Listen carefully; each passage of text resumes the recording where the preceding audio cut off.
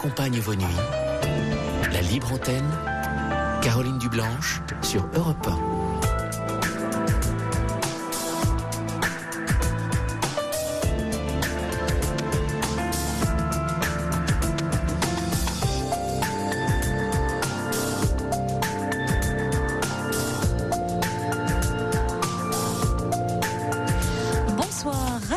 De vous retrouver pour 2h30 de direct. On va parler de sujets qui vous touchent, qui vous concernent, qui vous rassemblent, puisque c'est vous qui composez entièrement le programme de cette émission chaque soir, en partageant avec nous vos difficultés, vos doutes, vos espoirs, vos rêves. Alors on compte sur vous et sur vos appels au 39 21. La ligne est ouverte jusqu'à 1h du matin et vous y serez chaleureusement accueillis par Paul et Amandine, sous l'œil complice de Philippe Chartier qui signe la réalisation de l'émission. Et comme cette émission nous la faisons ensemble, eh bien on attend également impatiemment vos commentaires, vos réflexions, vos réactions sur la page Facebook, sur le site europe1.fr ou encore par SMS au 7 39 21. Vous commencez votre message par le mot nuit, vous tapez votre message et vous envoyez le tout au 7 39 21. Allez, c'est parti, on n'attend plus que vous. Europe 1. Bonsoir Marie. Bonsoir Caroline. Bonsoir. Merci de m'accueillir. Je suis très contente de vous entendre. J'attendais ce moment avec impatience. C'est vrai. Vous y avez pensé cette journée, aujourd'hui ou ça fait un petit moment? Cette dernière quinzaine, parce que je vous avais contacté il y a 15 jours et puis le contact n'avait pas pu se faire parce que je pense que j'avais pas répondu au moment où Paul m'avait gentiment rappelé. Donc je vous ai pas, j'ai pas parlé avec vous à l'antenne. Non, on n'a pas pu discuter encore ensemble. Bon, alors vous avez patienté 15 jours de plus et aujourd'hui vous êtes là. C'est ça. Donc je m'appelle Marie, j'ai 30 ans, je suis maman, mariée et maman, et il y a peu de temps, j'ai rencontré un homme au travail. Un homme haut placé dans la société dans laquelle je travaille, un homme qui a du pouvoir et qui m'a en fait l'été dernier, dans le cadre de mon travail, confié en fait, c'est parti de là, des gros dossiers. Et puis l'idée a fait son chemin dans ma tête et puis j'ai commencé à me dire tiens, c'est vrai qu'il est plutôt bel homme, un peu l'homme un peu inaccessible, vous savez. Pour lequel on n'imaginerait jamais pouvoir tomber amoureuse en fait. Et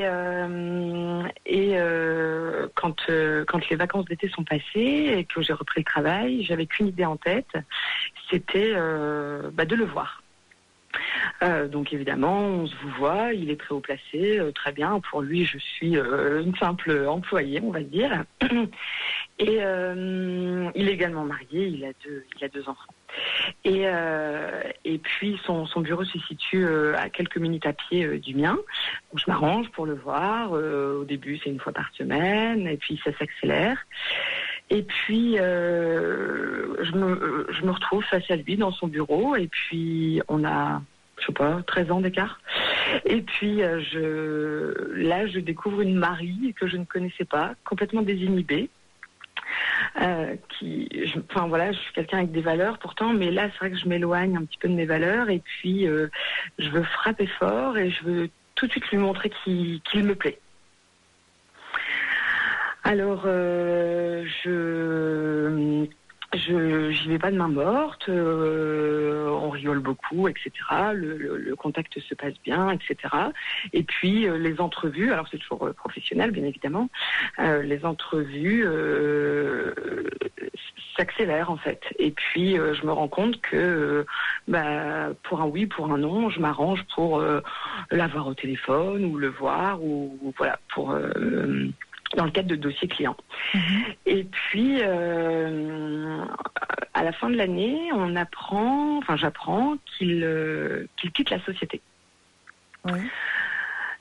Alors, bon, dans nos premiers échanges, quand même, je me rends compte que je lui plais physiquement, mais uniquement physiquement.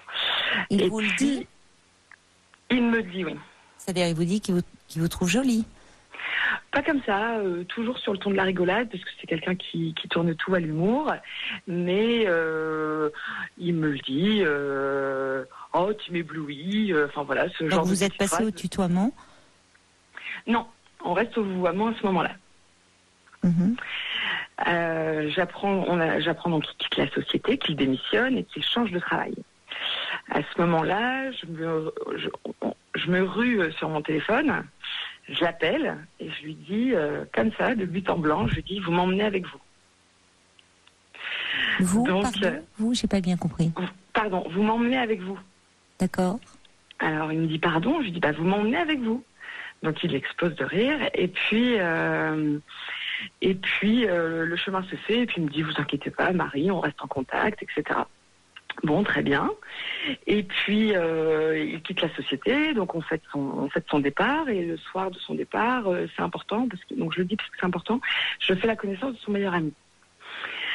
Et puis, quelqu'un très très bien, avec qui, enfin voilà, on passe une bonne soirée, etc. Il y a énormément de monde, enfin voilà, on passe une bonne soirée, tout ça. Et ce soir-là, mon directeur me dit, tutoie-moi. On va se tutoyer, de toute façon maintenant je suis plus ton chef, on va se tutoyer, bon très bien. Et puis la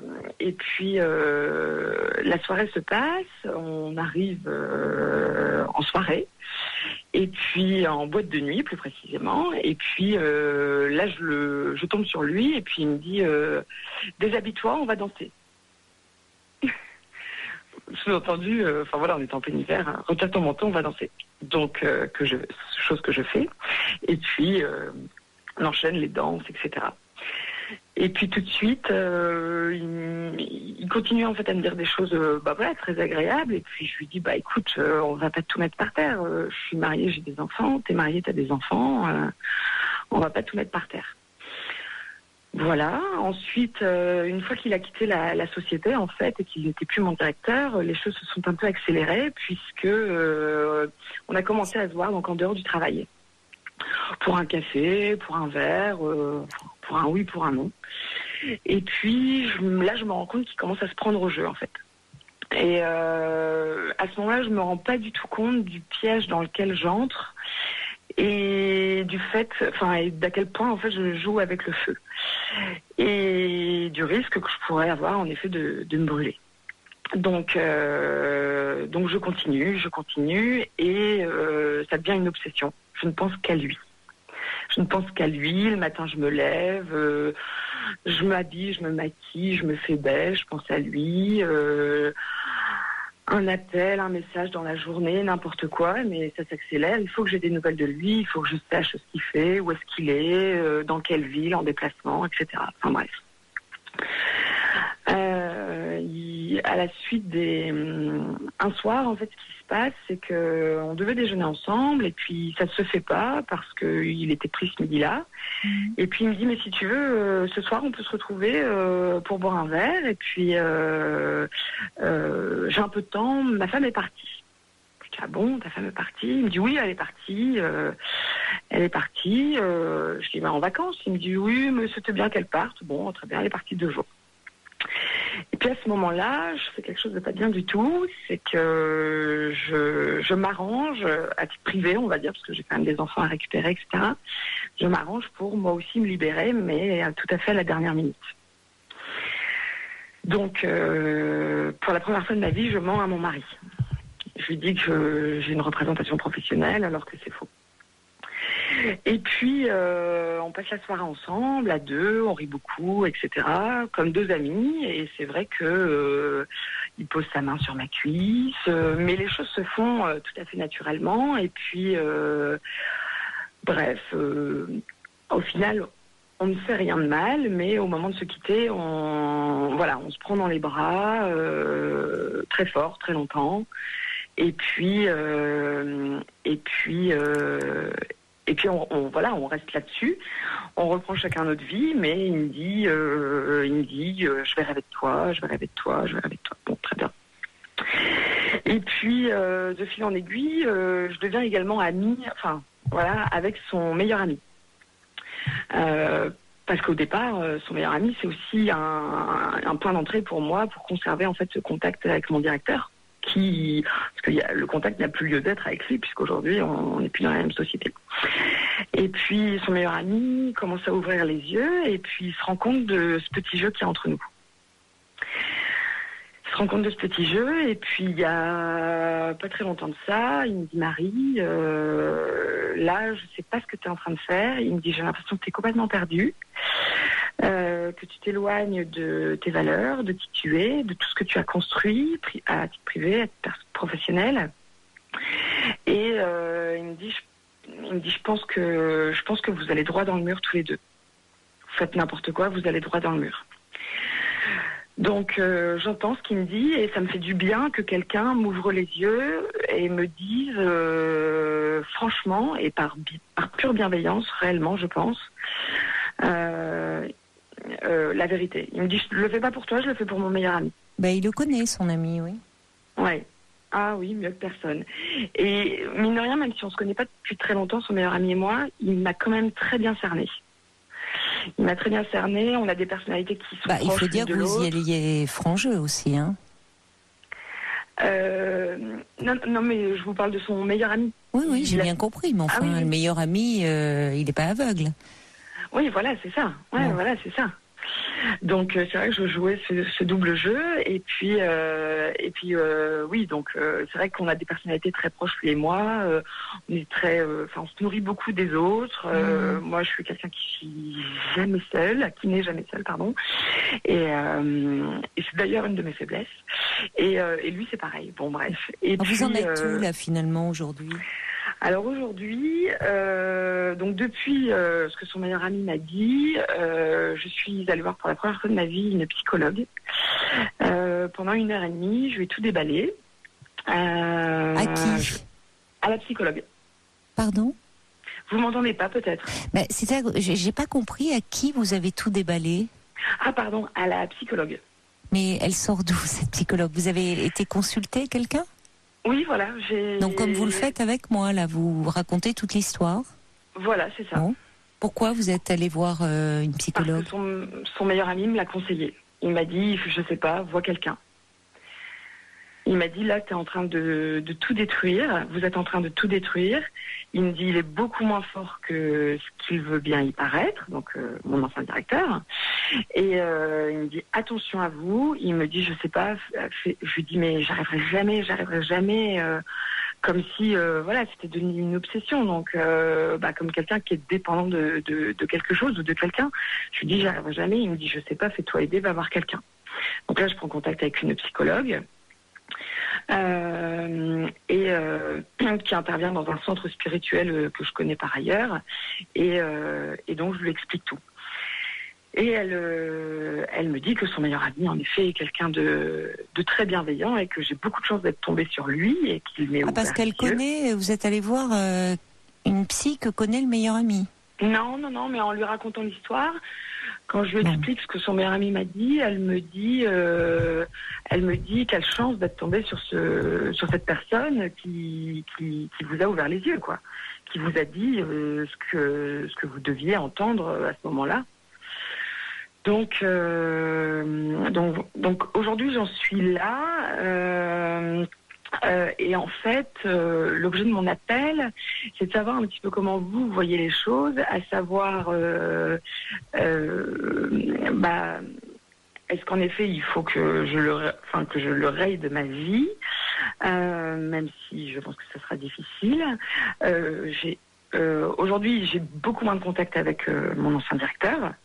C'est un appel par-ci par-là. C'est beaucoup moins. Enfin, voilà, ça s'est vraiment ralenti ces derniers temps. Je sais pas si. Je pense que lui s'est rendu compte de quelque chose, puisque maintenant on se quitte, on se fait la bise et terminé, on reprend nos vies. Ou s'il y a éventuellement un moyen alternatif pour que je puisse m'en sortir, puisque de toute façon j'ai bien conscience que nous n'avons aucun avenir ensemble. C'est bien que vous le réalisiez. Ah, complètement. Mais c'est une obsession, hein. C'est d'ailleurs le fait que le meilleur ami de cet homme vous dise écoute, tu ferais bien d'aller voir un psy, montre quand même qu'il s'est rendu compte qu'il y avait un problème. Ah oui. Et pourtant, il me connaît très peu. Et oui, mais enfin, il suffit simplement, là, on vous sent très très excité par cette histoire. Ah oui. Limite euphorique, enfin très transporté. Ah, complètement. Comme si, vous aviez quitté un peu la réalité, là. Hein. Ah, complètement. Bon. Pour un homme qui, finalement, il vous a serré dans ses bras, mais on en reste là. Bon, il vous a rien promis, et vous vous rendez compte que il n'y a pas d'avenir. Enfin, il vous a pas dit qu'il était tombé amoureux. Bon. Ah non, voilà. Absolument pas. Absolument pas. Donc, oui, euphorique, ça c'est clair. Oui, ça s'entend. Vous êtes complètement transporté. Ouais. Et je me reconnais pas ces derniers mois parce que j'en suis même venue à délaisser des choses qui pour moi étaient essentielles avant. Mais d'ailleurs, quid de votre mari, de vos enfants Ben voilà, c'est ça. Vous vous ennuyez dans votre vie auparavant? Je peux pas m'ennuyer parce que j'ai un travail qui me prend du temps. On peut s'ennuyer dans sa vie de couple. Ah, dans ma vie de couple, bah, je pense, oui, clairement. Ouais, je pense qu'il y a de ça et que il faudrait qu'on arrive en fait à. Ça fait 6 ans qu'on est mariés. Il faudrait qu'on arrive à donner un nouveau souffle à notre couple. Mais c'est vrai que j'ai l'impression peut-être d'être seule à me rendre compte de cette nécessité de donner un nouveau souffle. Il faut en parler peut-être avec votre mari. Oui, mais c'est délicat. C'est délicat parce que je veux pas le blesser. Bien évidemment, je ne veux pas lui parler de cette histoire-là. Non, ça n'aurait aucun intérêt si ce n'est lui faire du mal. Et alors après, c'est bizarre, mais ce qui m'arrive, c'est arrivé à mon mari il y a 2 ans. C'est-à-dire ? Il a rencontré une jeune femme au travail qui, elle, par contre, était célibataire. Et j'ai ouvert les yeux à temps. Et je lui ai ouvert les yeux à temps en lui disant attention, je ne sais pas à quoi tu joues, et elle t'envoie dans le mur. Elle nous envoie dans le mur, mais elle l'allumait en fait. Et puis lui répondait à ses attentes, même si je ne pense pas qu'il m'ait trompé. Et vous vous en étiez rendu compte? Vous aviez remarqué un changement? rendu compte. Vous aimeriez que votre mari se rende compte un peu, sans savoir réellement ce qui se passe, mais peut-être vous interroge un peu, vous interpelle ou... Oui, j'aimerais qu'il arrête de me considérer comme étant acquise. Visiblement, c'est pas forcément comme ça. Quand vous dites que vous êtes peut-être la seule à vous ennuyer dans le couple, en même temps, vous venez de me dire qu'il y a 2 ans, votre mari avait été très séduit par une jeune femme dans le cadre de son travail. Donc peut-être que lui aussi, de son côté... même s'il ne le formule pas, il y a quelque chose dans votre couple qui lui manque, qui vous manque à tous les deux. Ah oui, ça j'en suis convaincue. Quand je disais que j'étais la seule à vouloir quelque chose, c'était peut-être à redonner un nouveau souffle en fait à notre couple. Mais pas si sûr finalement. Ah oui. Mais non, parce que le fait qu'il ait été si attiré par une jeune femme dans le cadre de son travail dit peut-être quelque chose d'un manque que lui aussi ressent. Ce qui serait d'ailleurs peut-être une bonne chose, parce que ça vous permettrait tous les deux de faire évoluer un peu votre histoire. Vous me dites, vous avez des enfants qui ont quel âge? Qui sont petits, j'imagine? Oui, petits, oui. Bébé, enfin petite enfance, quoi. Ah oui, c'est ça, maternelle et un petit. Bon, donc pour un couple, passer d'un couple d'amants, d'un couple d'amoureux à un couple de parents, il y a une transition qui parfois est pas toujours très simple, parce qu'on peut être un peu écrasé par les responsabilités parentales, notamment quand les enfants sont très jeunes et demandent beaucoup de disponibilité et beaucoup de routine dans les soins apportés. Donc peut-être que là, il y a beaucoup de couples qui, dans ces moments-là, peuvent se perdre un peu de vue. Même quand on est jeune. Tout à fait. Et l'exaltation qui vous a porté vers cet homme-là dans votre travail témoigne, enfin il y a comme une fuite, tout d'un coup vous étiez dans un autre monde, dans un autre univers, une fuite de votre quotidien, un besoin de rêver. Et vous n'avez pas focalisé sur n'importe qui, vos premiers mots ont été, et vous me l'avez répété, que c'était un homme haut placé, un homme qui a du pouvoir. Et on voit bien à quel point un homme inaccessible, selon vous, justement, dans les hautes sphères, il ne pouvait pas vous remarquer. Vous avez tout fait pour qu'il vous remarque. Tout à fait. Et évidemment, vous en avez été très flatté, ce qui se comprend. Tout d'un coup, vous sortiez du lot, vous étiez un peu l'élu. Il y avait un peu de poussière d'étoiles qui vous retombait dessus, là. Cet homme, si inaccessible, si haut placé, daignait porter un regard sur vous. Bon. Et de là, évidemment, c'est très valorisant. Tout d'un coup, vous vous sentez exister. Le problème, c'est la suite. Parce que la suite, finalement, cet homme a mis des limites que vous n'auriez, semble-t-il, peut-être, vous, pas pu mettre. Je ne sais pas, je ne peux pas parler à votre place. Mais c'est vrai. Cet homme, bon, même s'il a été charmé, séduit, vous lui avez fait vraiment ce qu'on appelle du rentre-dedans, amusé peut-être, mais agréablement flatté aussi. Finalement, n'est jamais allé plus loin. Jamais. Et c'est là où l'ami intervient en vous disant « il faut se recadrer là ». Et cet ami aussi, le gros avantage qu'il a, c'est qu'il me montre une autre image de cet homme, de mon directeur. Qui n'est plus votre directeur, si je comprends bien. Pardon, oui, mon ancien directeur. Et ce qui me permet d'ouvrir les yeux et d'arrêter un instant de l'idéaliser. Ah il est complètement idéalisé, oui, cet homme, quand vous en parliez. Mais vous l'avez dit d'emblée, haut placé, pouvoir. C'est le pouvoir qui vous électrise.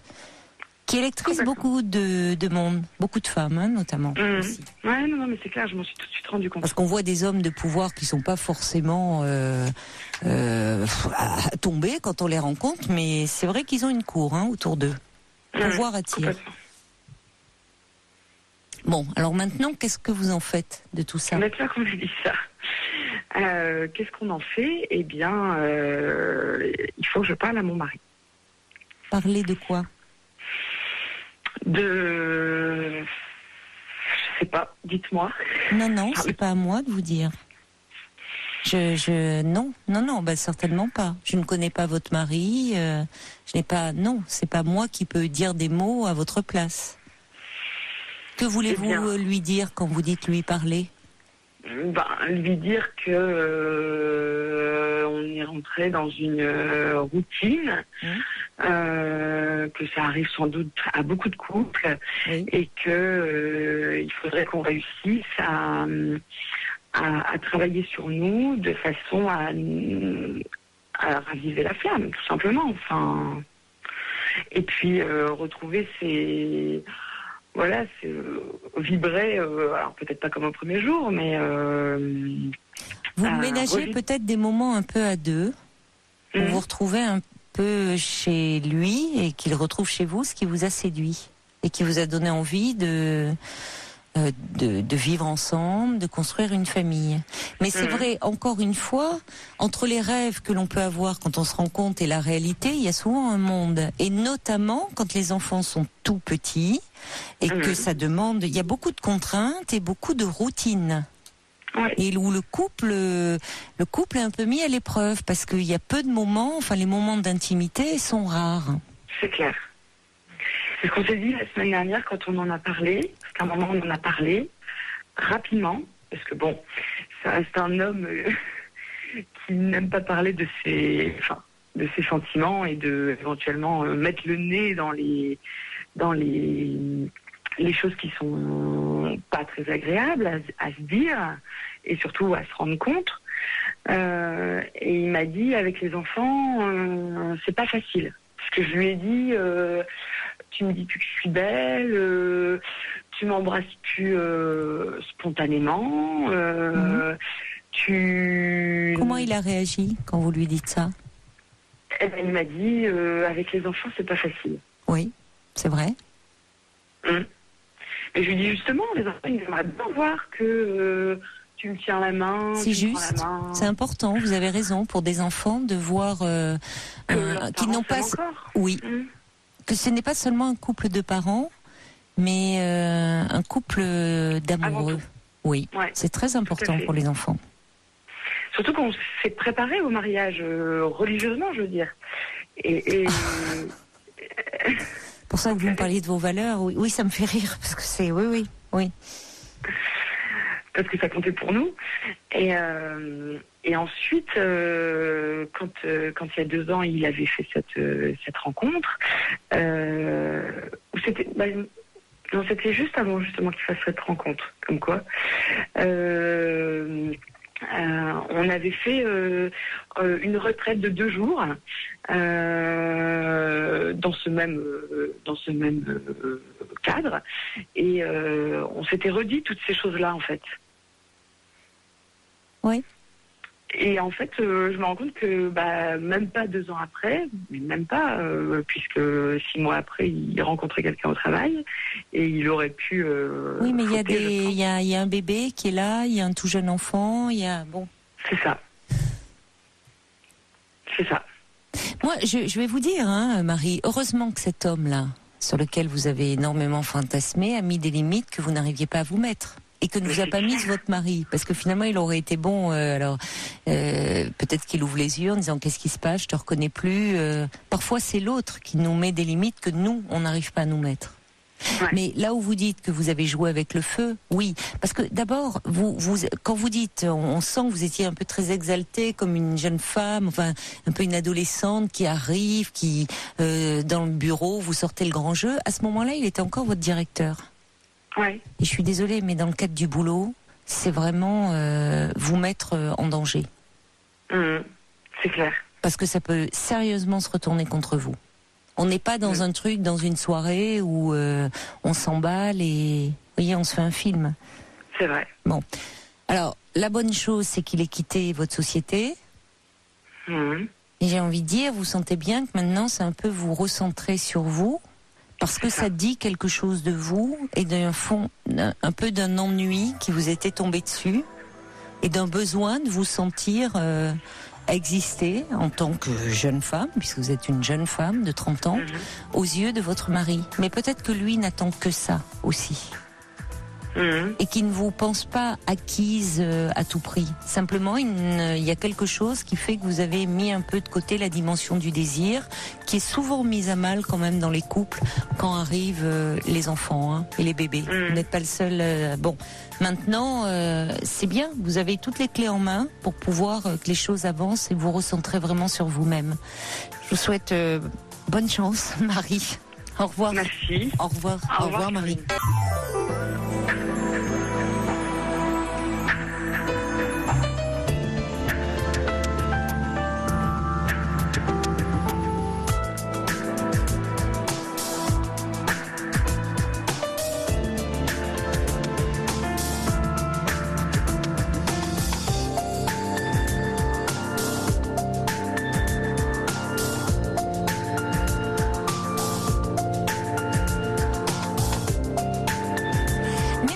Choisi Europe 1, c'est l'heure de votre libre antenne et je vous invite à profiter du calme de la nuit pour nous confier ce que vous vivez, ce que vous ressentez. La ligne est ouverte au 39 21. Paul et Amandine sont là, tout prêts à vous accueillir. Alors n'hésitez pas à nous passer un petit coup de fil s'il y a quelque chose qui vous tracasse, si vous souhaitez partager avec nous un moment particulier de votre vie. Et si un témoignage vous touche, si vous vous sentez proche d'un auditeur ou d'une auditrice, n'hésitez pas également à appeler à tout moment jusqu'à 1h du matin le 39 21. Si vous êtes un petit peu plus timide, vous pouvez vous exprimer par mail sur le site europe1.fr, sur la page Facebook de l'émission ou encore par SMS au 7 39 21, SMS précédé du mot nuit. Et c'est Marie-Laure qui est avec nous maintenant. Bonsoir Marie-Laure. Bonsoir Caroline. Bonsoir. et bonsoir à tous les auditeurs. Alors, Je vous remercie pour toutes vos expertises sur l'antenne d'Europe 1. Oh, vous êtes gentil. Expertise, c'est un bien grand mot. Et voilà, moi je voulais vous parler d'un problème qui me tracasse énormément. Oui. C'est que mon fils qui a 25 ans a des propos suicidaires depuis déjà des mois. Et ce qui m'embête beaucoup, c'est qu'en fait, je perçois que mon fils a subi une agression sexuelle dans un établissement catholique il y a déjà pas mal de temps, ça remonterait à ses 12 ans. Mais que, je peux pas lui dire frontalement les choses, et je sens qu'il y a un problème parce qu'en fait, si vous voulez, à l'école primaire, il était rentré avec un mot sur le cahier. Avec le prénom, on va dire, je vais l'appeler Célestin, mais c'est pas son prénom. Célestin est promis un brillant avenir. Et en fait, il avait des réussites partout à l'école. Et puis moi, je l'ai scolarisé parce qu'on était en conflit important avec son papa. Oui. Du fait d'une nouvelle belle-mère qui faisait des émictions dans notre histoire. Et si bien qu'il y avait un conflit entre la belle-mère, le papa et moi. Donc du coup, j'ai dû scolariser en internat sous le coup de l'obligation parce qu'il y avait un conflit important. Je l'ai scolarisé dans un internat catholique. Et puis là, le directeur a eu une conduite pas du tout normale. C'est-à-dire que moi, j'habitais à 2 pas de l'internat et un jour, il est venu chez moi, il a sonné. Et comme mon fils était interne, j'ai cru qu'il voulait me parler de scolarité. Et là, il m'a étranglée chez moi. Quoi ? Oui. Mais comment ça, il vient sonner chez vous et il tente de vous étrangler ? Voilà, il a sonné chez moi. Si vous voulez, au départ, il avait une attitude très paternaliste, en disant « Ah, mais vous allez voir, pour Célestin, on va trouver une solution. Il est tombé dans la bonne maison. » Enfin, ce monsieur était très paternaliste et il est passé au tutoiement très rapidement. Enfin bon, mais c'était bizarre. Mais comme moi, je souffrais beaucoup à l'époque du conflit entre le papa et moi, et d'avoir mon fils de 12 ans là, si vous voulez, j'étais coincée et du coup je lui ai ouvert ma porte et il m'a étranglée, il m'a poussée sur le lit dans ma chambre qui était tout de suite en entrant, la chambre était tout de suite sur la gauche et en fait moi je me suis mise à crier et là il m'a collé un coussin sur le visage et puis j'ai montré que je me laisserais pas faire et je réussissais à crier puis finalement il s'est enfui. Mais attendez, mais c'est invraisemblable. Ah si, c'est vrai, véridique. Bon, vous avez porté plainte ? J'ai porté plainte. Et puis en fait, ce qui s'est passé, j'ai été entendue très rapidement par la police.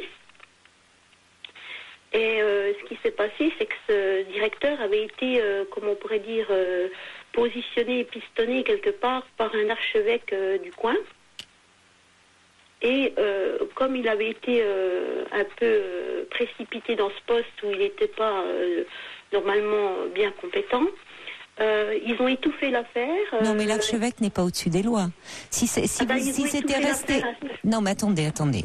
Il y a eu des affaires de pédophilie au sein de l'Église qui ont été étouffées. Quand c'est porté au pénal, et vous me parlez d'une agression, tentative d'étranglement, vous portez plainte au commissariat, ça relève du pénal, ça remonte au procureur de la République. Et là, l'archevêque, il a rien à faire. Le procureur, il a rien à voir avec l'archevêque. Ce que je peux vous dire, Caroline, c'est que moi, voilà, j'ai tout fait ce qu'il fallait, j'ai porté plainte, et la policière m'a reconvoquée, elle m'a confrontée à lui, à ce monsieur. Dans son bureau, elle m'a confrontée à ce monsieur qui était tout penaud dans le bureau et elle m'a dit, vous savez, comme vous n'avez pas de preuves, ça peut, si vous ne retirez pas votre plainte, ça peut vous porter gravement préjudice. Et elle m'a dit... Oui, parce qu'elle pensait que c'était de l'ordre de la diffamation, si elle vous dit ça. Ah ben oui. Voilà, et du coup, ce monsieur, j'ai appris qu'il a perdu son poste de direction, mais il a été placé dans un autre département comme prof de sport.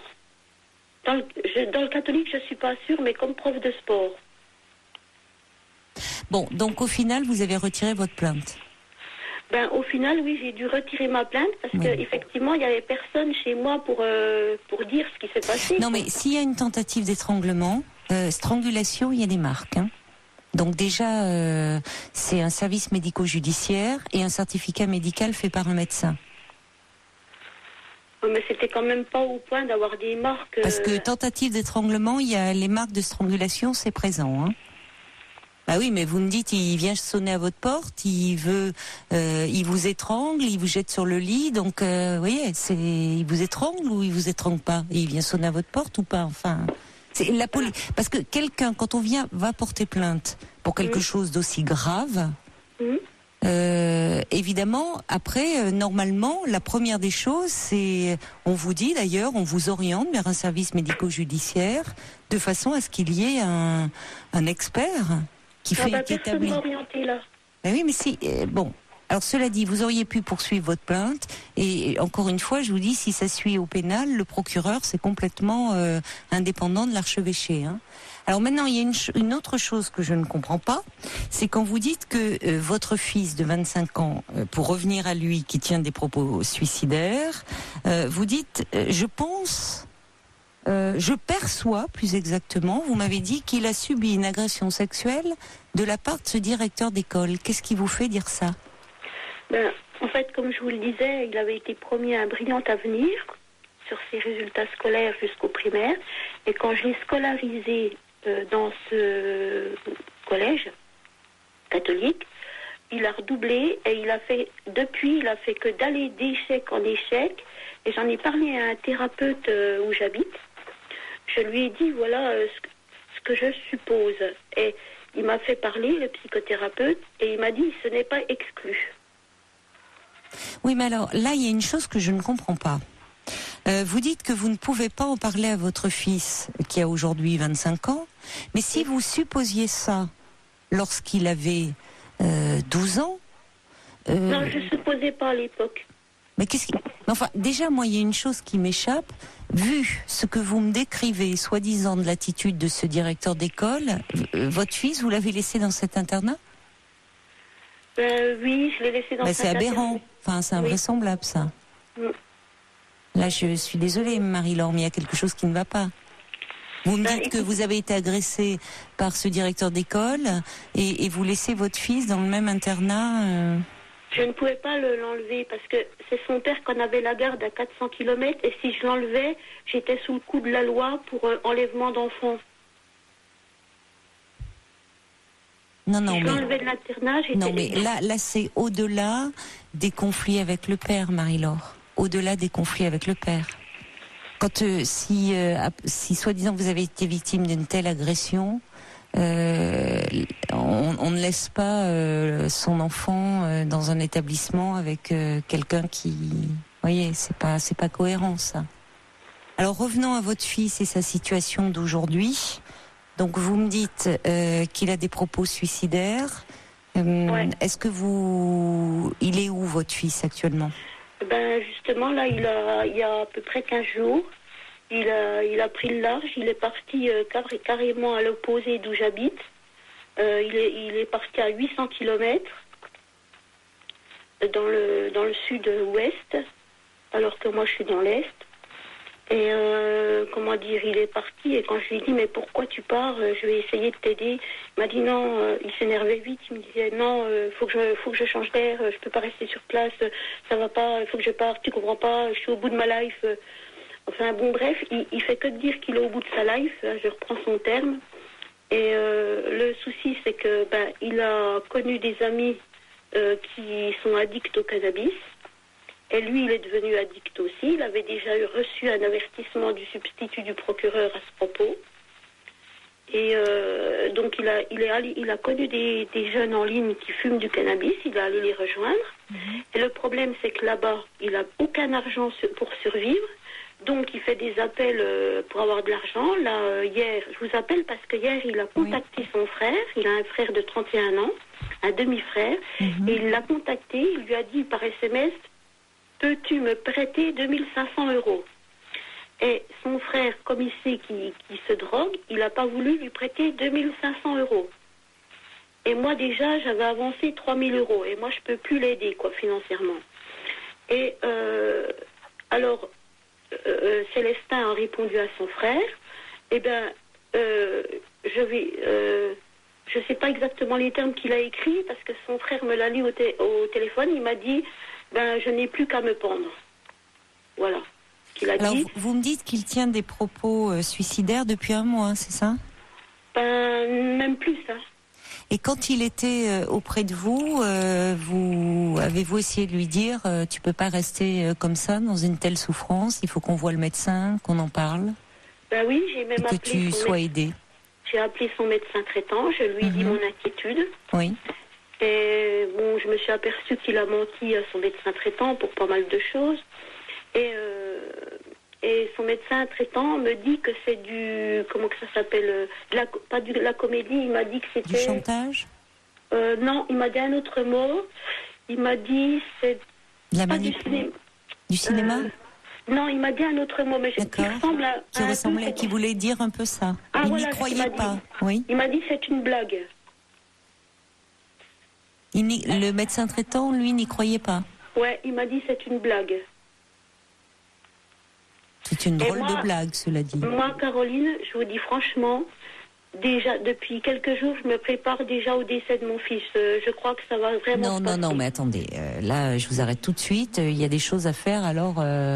Non, ça va pas, ça. On se prépare pas à un décès d'un enfant d'un jeune homme de 25 ans. Il y a des choses à faire à ce moment-là. Déjà, peut-être aller le rejoindre. La priorité, c'est... On se prépare pas au décès, là, ça va pas. Il est aller sur place, voir ce qui se passe, dire écoute, lui tenir des propos rassurants, pas aller dans le sens de arrête ton cinéma, mais ne pas perdre le lien avec lui, dire écoute, j'ai l'impression que tu t'es mise dans une situation difficile, je suis là pour toi, je vais venir et on va s'occuper de ça, ne t'inquiète pas, je suis à tes côtés. Bon, mais enfin, il faut que vous teniez des propos rassurants, c'est-à-dire pas de vraiment en disant voilà. Alors après, avec vos mots à vous, mais vraiment dire que vous êtes à ses côtés. Je vais venir te rejoindre, mais je vais le rejoindre là où il est, à 800 km. Oui. D'accord. Oui. Oui. Dire. Si vous pensez, vous, qu'il y a un appel à l'aide et un appel au secours, vous pouvez y aller, peut-être en compagnie de votre fils aîné, puisqu'il s'adresse à son frère, si c'est possible. Lui aussi dit, le frère, il dit que c'est du cinéma aussi. Il n'y a que moi qui sais que c'est pas du cinéma. Dans le doute, de toute façon, il faut quand même... c'est pas n'importe quel cinéma, j'ai envie de dire. De dire... je ne sais pas quel propos exact il tient d'ailleurs, quand vous dites qu'il parle de propos suicidaires. Qu'est-ce qu'il dit exactement ? En fait, il y a à peu près 6 mois de ça, il me tenait... je lui ai téléphoné, j'ai dit comment tu vas, Célestin ? Il me dit... Oh, pas trop bien. J'ai dit exactement qu'est-ce qui se passe. Il me dit oh, j'y arrive pas, faudrait que je recommence ma vie ça va pas. Ça va pas depuis longtemps, faudrait que je recommence mon enfant. Et puis j'ai dit mais qu'est-ce que tu vas faire ? Rien, j'ai plus rien à faire. J'ai dit alors tu vas te suicider ? Il me dit j'ai plus que ça à faire, qu'il m'a dit. Oui, mais enfin, ne lui mettez pas les mots dans la bouche, non plus, hein. Vous lui dites tu vas te suicider, enfin vous vous rendez compte, c'est hyper violent. Non mais quoi. Pas, je vous résume.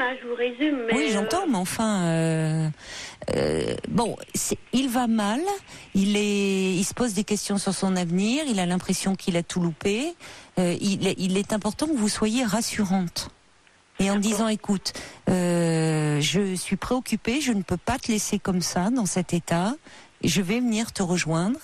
Et tu vas voir, tu vas t'en sortir, ça va aller mieux. Il faut que tu prennes soin de toi et je vais m'en occuper. Je suis à tes côtés. Parce que Caroline, j'avais parlé à un thérapeute dans ma ville. Je lui ai dit mes soucis et tout ça. Je lui ai dit comment est-ce que je peux aider mon fils. Il m'a dit il ne faut plus essayer de l'aider tant qu'il vous le demande pas. À partir du moment où tout ce que vous avez proposé, il l'a rejeté. C'est-à-dire qu'il y a 15 jours, avant de partir dans le sud-ouest, il a pété un câble, comme on peut dire. Il s'énervait fort, il criait, on me cassait les couilles, je suis au bout de ma vie, des trucs comme ça. Et puis j'ai dit, écoute, moi je vais te faire hospitaliser pour que tu récupères, etc. Et il m'a dit, non, surtout pas, qu'est-ce que tu veux que je foute à l'hôpital? Et puis, comme il dit, j'ai plus de sous, j'ai plus rien, j'ai plus d'avenir, j'ai dit, mais tu peux aller en foyer, il y a une façon de rebondir. Mais tout ce que je lui proposais, il a tout rejeté. Quand j'ai appelé les urgences pour venir le chercher, ils m'ont dit non, c'est à vous de l'emmener. Quand j'ai voulu l'emmener, non, il s'énervait, c'était impossible de l'emmener. Non, il peut y avoir une hospitalisation à la demande d'un tiers. Si réellement il est dans une menace, dans un risque de passage à l'acte suicidaire, ce qui reste à voir, parce qu'il peut aussi dire je vais me pendre et pas le prendre au pied de la lettre. C'est-à-dire qu'il a l'impression qu'il est dans une situation bouchée, où il n'a pas d'avenir. Je ne sais pas quelle est l'histoire, comment il en est arrivé là, votre fils, mais en tout cas, il est important que vous le teniez des propos rassurants. Vous n'avez pas là où il se trouve actuellement, vous ne connaissez pas certains de ses contacts? Absolument pas. Mais il vous appelle, il est en lien avec vous. Donc il faut lui dire, écoute, ou vous lui dites viens, vous pouvez aussi lui dire si vous devez lui envoyer de l'argent, à la limite c'est pour un billet de train ou quelque chose, qu'il vienne vous rejoindre, mais certainement pas donner les sommes qu'il réclame, ou à ce moment-là vous allez sur place en disant écoute, je viens et tu vas m'expliquer qu'est-ce qui se passe et on va trouver une solution. D'accord, Caroline. Donc oui, avoir des propos rassurants, de lui montrer que je ne le laisse pas tomber. Bon alors moi, en même temps, le médecin traitant, il avait vu il y a combien de temps votre fils? Ça fait au moins 8 mois qu'il ne l'a pas vu. 8 mois, d'accord. Bon. Et lui, donc, selon le médecin traitant, j'ai dit, écoutez, moi il ne prend pas au sérieux. Non, il ne le prend pas au sérieux. Bon, écoutez, dans le doute, il vaut mieux être prudente. Et en aucun cas, je vous le dis, on ne se prépare pas comme ça, on anticipe les choses, on prend les devants. Et il a 25 ans, vous pouvez aller, vous lui dites, moi, on est là, tu n'es pas tout seul, je suis à tes côtés et on va trouver un moyen de t'aider.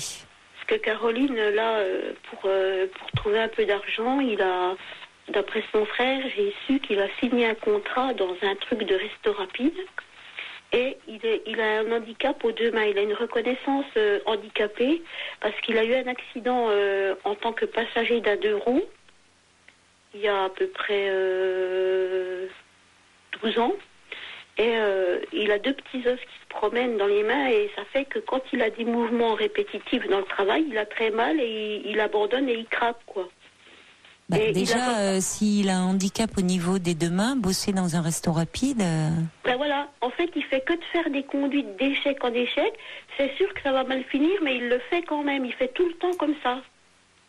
Ça veut dire quand même que votre fils se débrouille, cherche à bosser. Oui, ça il veut essayer de s'en sortir par lui-même, donc ça c'est plutôt positif.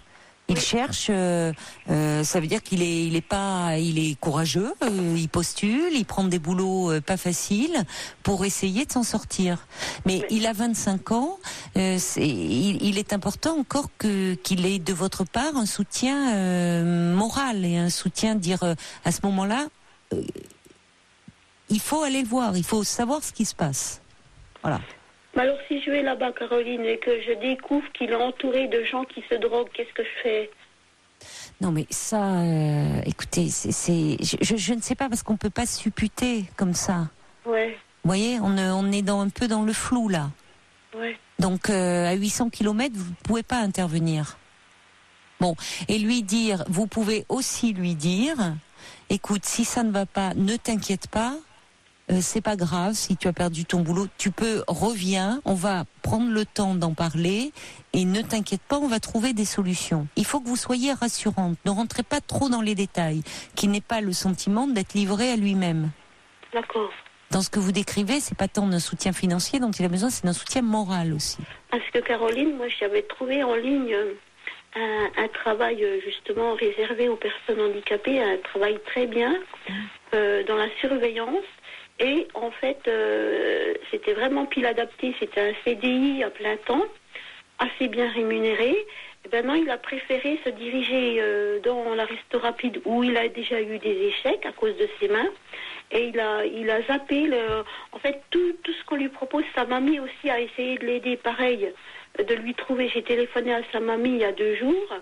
Et elle m'a dit qu'elle a essayé aussi, elle, de lui trouver un poste dans une association d'entraide caritative où il voulait bien l'héberger et tout, et il a tout refusé en bloc.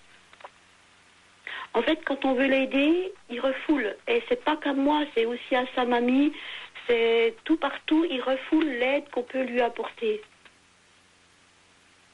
Le problème, c'est que je trouve qu'il y a beaucoup de choses qui pèsent sur lui. Ce que vous pensez qu'il aurait subi, ça n'a jamais été parlé. Peut-être qu'il fuit aussi un peu tout ça. Et tout ce que vous projetez sur lui. Et c'est peut-être pas un hasard s'il a mis aussi 800 kilomètres. Alors si c'est pas un hasard, c'est peut-être embêtant que j'aille là-bas. Faudrait mieux que je lui rassure par téléphone, peut-être. Déjà, la priorité, c'est de le rassurer par téléphone. De ne pas perdre le lien avec lui. Et de dire, écoute, et de dire que vous ne pouvez pas, s'il vous tient des propos alarmistes, dites-lui que c'est, pour vous, c'est impossible d'entendre des propos comme ça, que vous ne pouvez pas envisager ça, que vous l'aimez, que vous tenez à lui, et que donc il faut pas qu'il fasse de conneries, en clair. Vous voyez, parce que quand vous vous résignez déjà à le perdre, là, ça va pas du tout, quoi. C'est au contraire lui montrer que vous êtes là et rassurez-le. D'accord. Je vais faire ça, Caroline. Oui. Là, la priorité que vous avez, c'est déjà d'être la plus rassurante possible vis-à-vis de lui et d'essayer de le faire venir. Je pense que vraiment, faut peut-être pas que j'aille là-bas, parce que si vous dites qu'il a pu mettre une distance exprès... Je ne sais pas, c'est une hypothèse. Il a pu vouloir à un moment essayer de s'en sortir tout seul, peut-être s'éloigner aussi d'un environnement familial.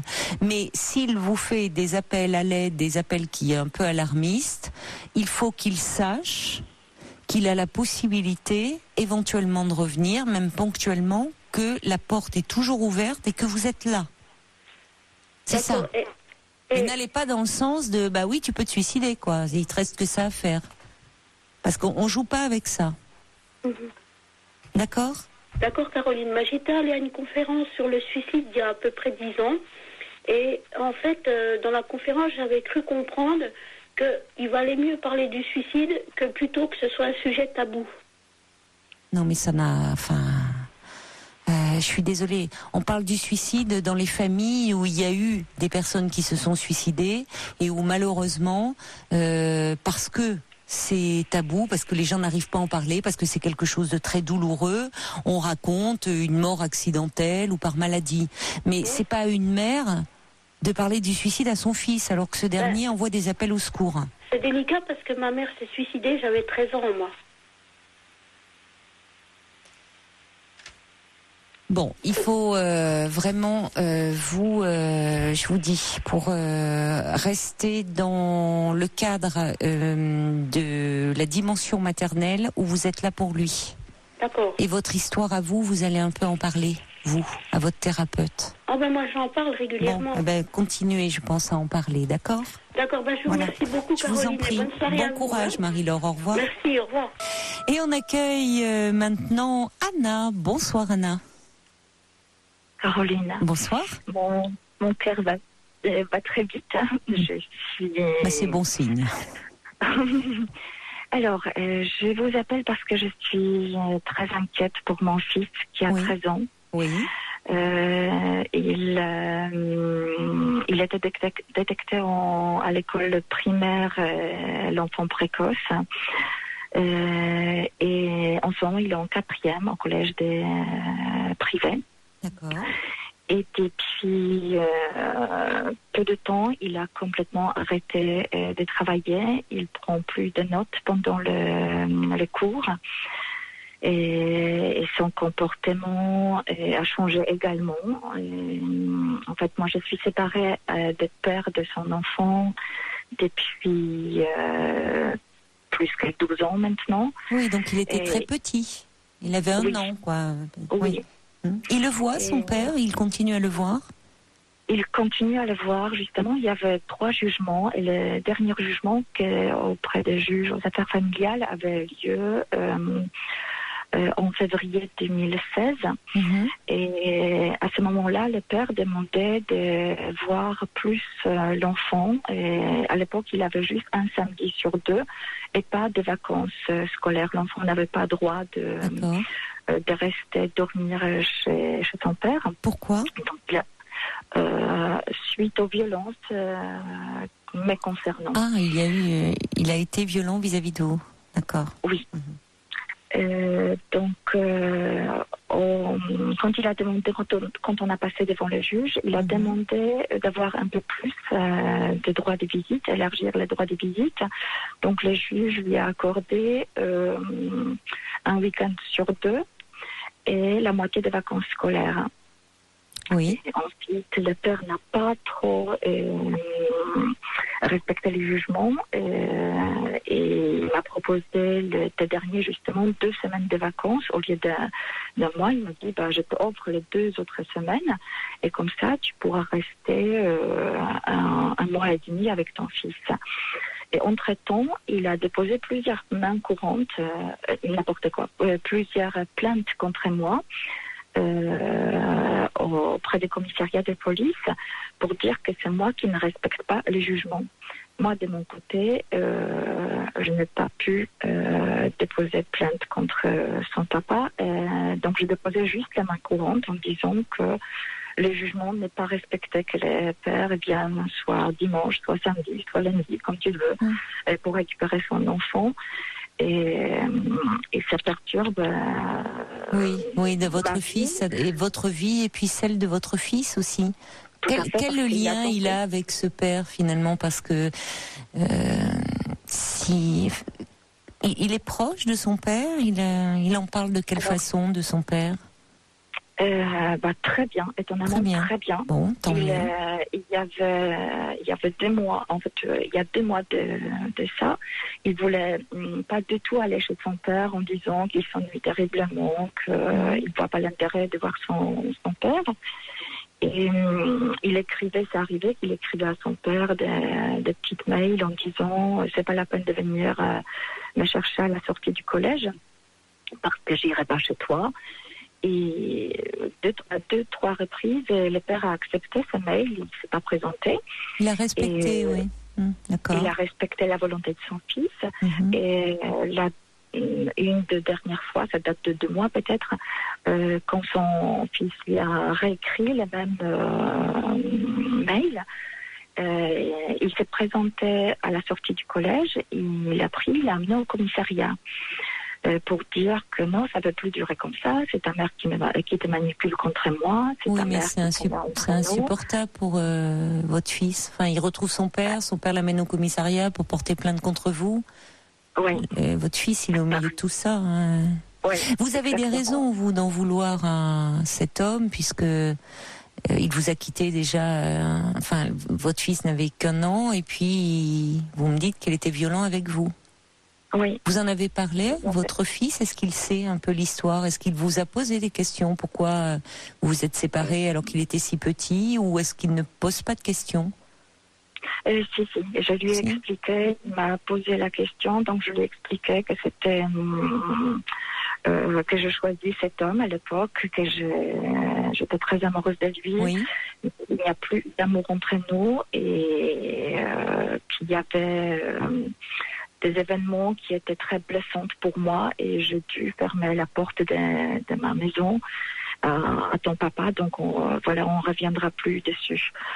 Et à un moment donné, quand mon fils avait quel âge, 9 ans peut-être, son père a essayé de renouer le lien avec moi en passant justement par l'enfant. Il lui a dit, écoute, moi j'aimerais bien refonder la famille c'est très important pour moi, j'aimerais revenir avec maman, j'aimerais vivre avec vous. Et oui, voilà, mais ça ne va pas, ça, d'utiliser l'enfant. Enfin, l'enfant, il est... s'il avait quelque chose à dire et à exprimer ce désir-là, c'était directement auprès de vous, mais pas par l'intermédiaire de votre fils. Ça le met dans une situation impossible. Et en plus, votre fils, après, il arrive à un âge où il peut finalement se poser des questions, vous en vouloir, comme si vous aviez fait en sorte de l'éloigner un peu de son père. Ça doit être très confus dans sa tête. Comment est-il avec vous, votre fils ? Alors, avec moi, après le week-end qu'il passe chez son père, soit après la moitié des vacances scolaires, il était avec son père la première semaine de ses vacances. Mm-hmm. Il est revenu à la maison fatigué, sans devoir fait, et j'ai dû renoncer à ma semaine. En fait, j'ai prévu de partir avec mon fils. On n'a pas pu partir. Pourquoi vous n'êtes pas parti ? Parce que quand j'ai demandé à mon fils de se préparer, pour partir, manger vraiment un petit bout et puis partir en vacances, oui. Oui, et maman, je suis trop fatiguée, j'aimerais me reposer et je n'irai plus. Mais pourquoi il était fatigué comme ça ? Qu'est-ce qui... Parce que chez son père, en fait, il n'y a aucune hygiène de vie. Il se couche très tard, à 1h du matin, et pendant tout le temps, il regarde la télé. Et il se réveille, la télé est allumée. Et son père, il fait quoi pendant ce temps-là ? Il dort ? Il regarde la télé aussi ? Non, c'est justement son père qui l'encourage à regarder toutes les séries qu'il a sélectionnées pour son fils. Ah d'accord, oui. Oui, c'est un père copain, quoi, finalement. Il est... D'accord. Mais alors, c'est quand même étonnant, même s'il est fatigué, qu'il renonce à des vacances. Parce que si vous aviez un projet de partir, ou alors ça lui plaisait pas, mais c'est curieux quand même de dire on part pas en vacances. Oui. Et vous avez renoncé à vos vacances, vous ? Oui, absolument, parce qu'il voulait... je vous entends mal, là, ça bug. Parlez, je sais pas, ça devient un peu... Allô ? Oui, là, je vous entends mieux. Merci, Anna. Oui. Alors, je disais tout simplement à mon fils que ça me fera beaucoup de bien de partir, de faire paix. Et il m'a dit non, je ne peux pas, j'ai envie de me reposer. Attends, j'ai envie de me reposer. Mais attends, je ne pouvais pas parce que j'ai prévu de partir avec mes amis. Je ne pouvais pas bloquer tout le monde en disant attention, mon fils te repose maintenant, on partira 3 heures plus tard. Bon. Je vous ai perdu. Oui, je vous perds moi aussi. Je trouve ça, on dirait comme s'il y avait des bruits d'eau derrière. Le son est pas très bon malheureusement. Donc, je ne sais pas, parler bien dans votre téléphone, ou il y a peut-être un souci avec votre téléphone, mais par moment, il y a comme des bruits, vous voyez, ça fait un peu parasite. Alors, donc, vous n'êtes pas allé en vacances, mais au-delà de ça, quel lien avez-vous ? Qu'est-ce qui fait que vous m'appelez ce soir, finalement ? Quel problème rencontrez-vous avec votre fils ? Parce que mon fils est violent verbalement et physiquement avec moi. Ah bon ? Mais depuis combien de temps ? La situation, ça s'est empiré beaucoup depuis que son père a obtenu les gardes de visite et que l'enfant peut passer le week-end et plus de temps avec lui. Alors quand vous dites qu'il est violent verbalement, c'est-à-dire il est grossier, insultant ? Oui, il est insultant, il est grossier, mais en fait, il ne me considère pas comme sa mère. Il utilise des mots très très blessants. Anna, on a vraiment un souci avec le son de votre téléphone. Je ne sais pas ce qui se passe, si c'est votre téléphone qui bug. Moi, je vous entends. On vous entendait très bien au début, c'est ce qui me surprend, c'était très clair, et puis plus ça va, moins on vous entend.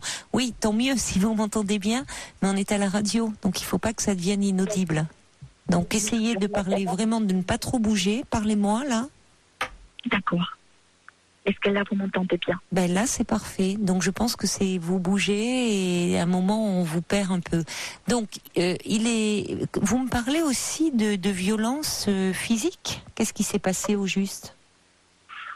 Ben justement, là, après cette semaine de vacances passées chez son père, après les insultes, je disais, je ne veux plus entendre les mots que tu prononces. Tu avais qu'à t'exprimer chez ton père si ça n'allait pas. Maintenant, voilà, tu vas te calmer. Il y a d'autres règles à la maison chez moi et je n'accepterai pas ta façon de me parler. Vous avez bien fait de recadrer les choses en disant que ça ne sera pas, c'est pas tolérable et qu'il n'a pas à vous parler de cette façon-là. Vous avez très bien fait. C'est à ce moment-là qu'il s'en est pris physiquement à vous? Il a continué à m'insulter, à me provoquer en disant de toute façon, tu n'es pas ma mère. Ma mère n'oserait jamais se comporter comme ça avec moi. Voilà. Et puis, je lui ai demandé de se reposer, de lire quelque chose. Et donc, j'ai entendu, je n'ai pas à te dire que il n'a pas à faire ce que je lui dis. Je n'ai pas à lui dire des choses. Qu'est-ce qu'il doit faire? Il sait parfaitement ce qu'il doit faire. Et les coups sont partis. Donc, malheureusement, quand il me frappe, il me frappe avec les deux mains. Il ne se contrôle plus. Anna, avez-vous un téléphone fixe? Oui. Bon, vous savez ce qu'on va faire, parce que là c'est vraiment c'est presque inaudible. Hein. Ce qu'on va faire, on va passer un peu de musique et Paul va vous rappeler sur votre fixe, parce qu'il y a vraiment un souci avec votre téléphone. Donc je pense aussi à ceux qui nous écoutent. On passe un peu de musique et raccrochez. Paul vous rappelle sur votre téléphone fixe. D'accord? À tout de suite. Sur Europe 1, Caroline Dublanche vous écoute et vous accompagne. On va retrouver Anna tout de suite. Vous êtes là, Anna? Oui. Ah bon, c'est bien, hein, on vous entend mieux là. On aurait dû commencer par là, hein, par le fixe. Alors, vous étiez en train de me dire que votre fils, donc de 13 ans, depuis quelque temps, ne suit plus en cours, enfin ne travaille plus, et surtout est violent verbalement avec vous, mais aussi physiquement. Et c'est là où j'arrivais plus à vous entendre. C'est-à-dire qu'il s'en est. Qu'est-ce qu'il a fait exactement? Il me frappe avec les poings. Avec les poings sur vous? Oui. Il me donne les coups de pied quand il est énervé. Et il est arrivé aussi de me mettre la main sur son coude, sur mon cou. Non, mais c'est pas possible ça. Oui. Mais donc il y a eu plusieurs fois. Oui. Bon, alors ça il faut mettre un stop tout de suite. Vraiment, c'est plus possible là. C'est-à-dire que là, il ne faut pas laisser un enfant, un jeune garçon comme ça basculer dans une violence comme celle-là, parce que il va mal. Oui. Et là, il faut vraiment, il faut voir très vite un pédopsychiatre et parler de tout ça, de ce qui se passe. Faut pas le laisser s'enfermer dans cette violence vis-à-vis de vous. Hein. Je dirais aux parents qui écoutent, dès le premier passage à l'acte physique. Et souvent, ce qui est préconisé, c'est un peu un éloignement temporaire. Hein. Parce que, si vous voulez, je vais vous dire, Anna, au-delà du contexte très compliqué entre son père et vous, et ce depuis qu'il est tout petit, et où finalement il y a un litige qui perdure, qui n'est pas réglé, où votre fils est pris entre vous deux. Il y a aussi le fait que pour un garçon, parfois, et surtout si des jeunes garçons parfois aux prises avec la puberté, avec l'adolescence, avec tout ce qui les travaille déjà physiquement, la trop grande proximité avec la mère peut devenir angoissante. Et parfois, ça peut entraîner des passages à l'acte. Ça ne préjuge en rien de l'avenir. Ça ne fait pas de votre fils quelqu'un qui sera violent dans l'avenir. Vous voyez, il ne faut pas anticiper, puisque j'entends bien que derrière, il y a aussi l'image du père, et ça peut entrer en ligne de compte, qui a été violent avec vous. Ça ne veut pas dire que parce que son père a été violent, que votre fils deviendra à son tour un homme violent. Simplement, il est à un âge où il faut limiter ça, et vous seul, vous ne pouvez pas le faire. Il faut prendre l'avis vraiment très vite d'un pédopsychiatre. Ça pourrait même mériter un signalement un peu au juge des enfants, et qu'il y ait peut-être soit un éducateur de nommé, qui vienne un peu, qui fasse tiers, un peu séparation entre vous et lui. Parfois, ce qui est préconisé aussi dans ce type de situation, mais là on arrive en fin d'année, ça peut être l'internat, avec l'accord du jeune. C'est-à-dire qu'il ne faut pas que ça soit vécu comme une punition, mais dire en ce moment, avec ta mère et toi, c'est compliqué, et c'est peut-être bien un peu que vous vous éloigniez pour mieux vous retrouver. Alors, je vais répondre à vos conseils. Bien sûr. Il est suivi par le psychanalyste. Qu'est-ce que c'est ? Dans quel cadre le psychanalyste il est au sein d'un service hospitalier ? Non. Je ne sais pas bien ce que c'est. En privé. C'est quoi ? Je ne connais pas cette... un psychanalyste, vous voulez dire ? Ah, un psychanalyste pour adolescents. Oui, exact. D'accord. Sauf que depuis 2 mois, il n'a plus envie d'y aller. Oui, mais depuis 2 mois, tout part à volo, là. Hein ? Oui. Alors, pourquoi finalement il y a ce suivi par le psychanalyste ? Pour quel motif ? Parce que quand il était plus petit, j'avais un psychologue m'a dit que je lui permets trop de choses, que je suis trop à sa demande. Et il faudrait qu'on essaye de s'éloigner un tout petit peu, et puis qu'il retrouve son petit chemin petit à petit. Donc c'est à ce moment-là que il avait quel âge ? Il avait quel âge quand il a commencé à être suivi, votre fils ? 8 ans peut-être. D'accord. Donc ça fait 5 ans qu'il est suivi par ce psychanalyste. Oui. Bon, vous l'avez appelé, ce psychanalyste-là, pour lui signaler ce qui se passe en ce moment ? Oui, demain je dois rappeler pour fixer un rendez-vous à 3. Ah oui, là c'est même pas dire votre fille je veux pas y aller, c'est il vient là. Hein. Il y a pas de, ça se discute pas. C'est-à-dire que là il est très important que vous soyez reçus tous les deux et qu'il y ait des choses de mise en place. Et peut-être vous verrez, mais enfin il peut y avoir aussi, soit ça se solutionne assez rapidement. Vous verrez bien ce que va vous dire ce psychanalyste, mais ça ne peut pas rester comme ça en l'état. En tout cas, il faut que votre fils comprenne que tout nouveau passage à l'acte, il y aura une décision prise. Non pas, c'est même pas à titre de sanction, parce que il doit s'en vouloir beaucoup lui-même. Il ne faut pas laisser l'enfant s'enfermer dans cette violence, parce que après, il y a quelque chose d'une culpabilité intense qui le saisit. Donc, il est important qu'il comprenne que ce n'est plus possible de poursuivre cette relation-là sous cette forme-là. Il a besoin d'aide là, véritablement. Et c'est bien que vous voyez son psy. On continue à se parler après le journal de minuit, d'accord ? Ne raccrochez pas, hein, Anna, tout de suite. Elle accompagne vos nuits. La libre antenne, Caroline Dublanche sur Europe 1.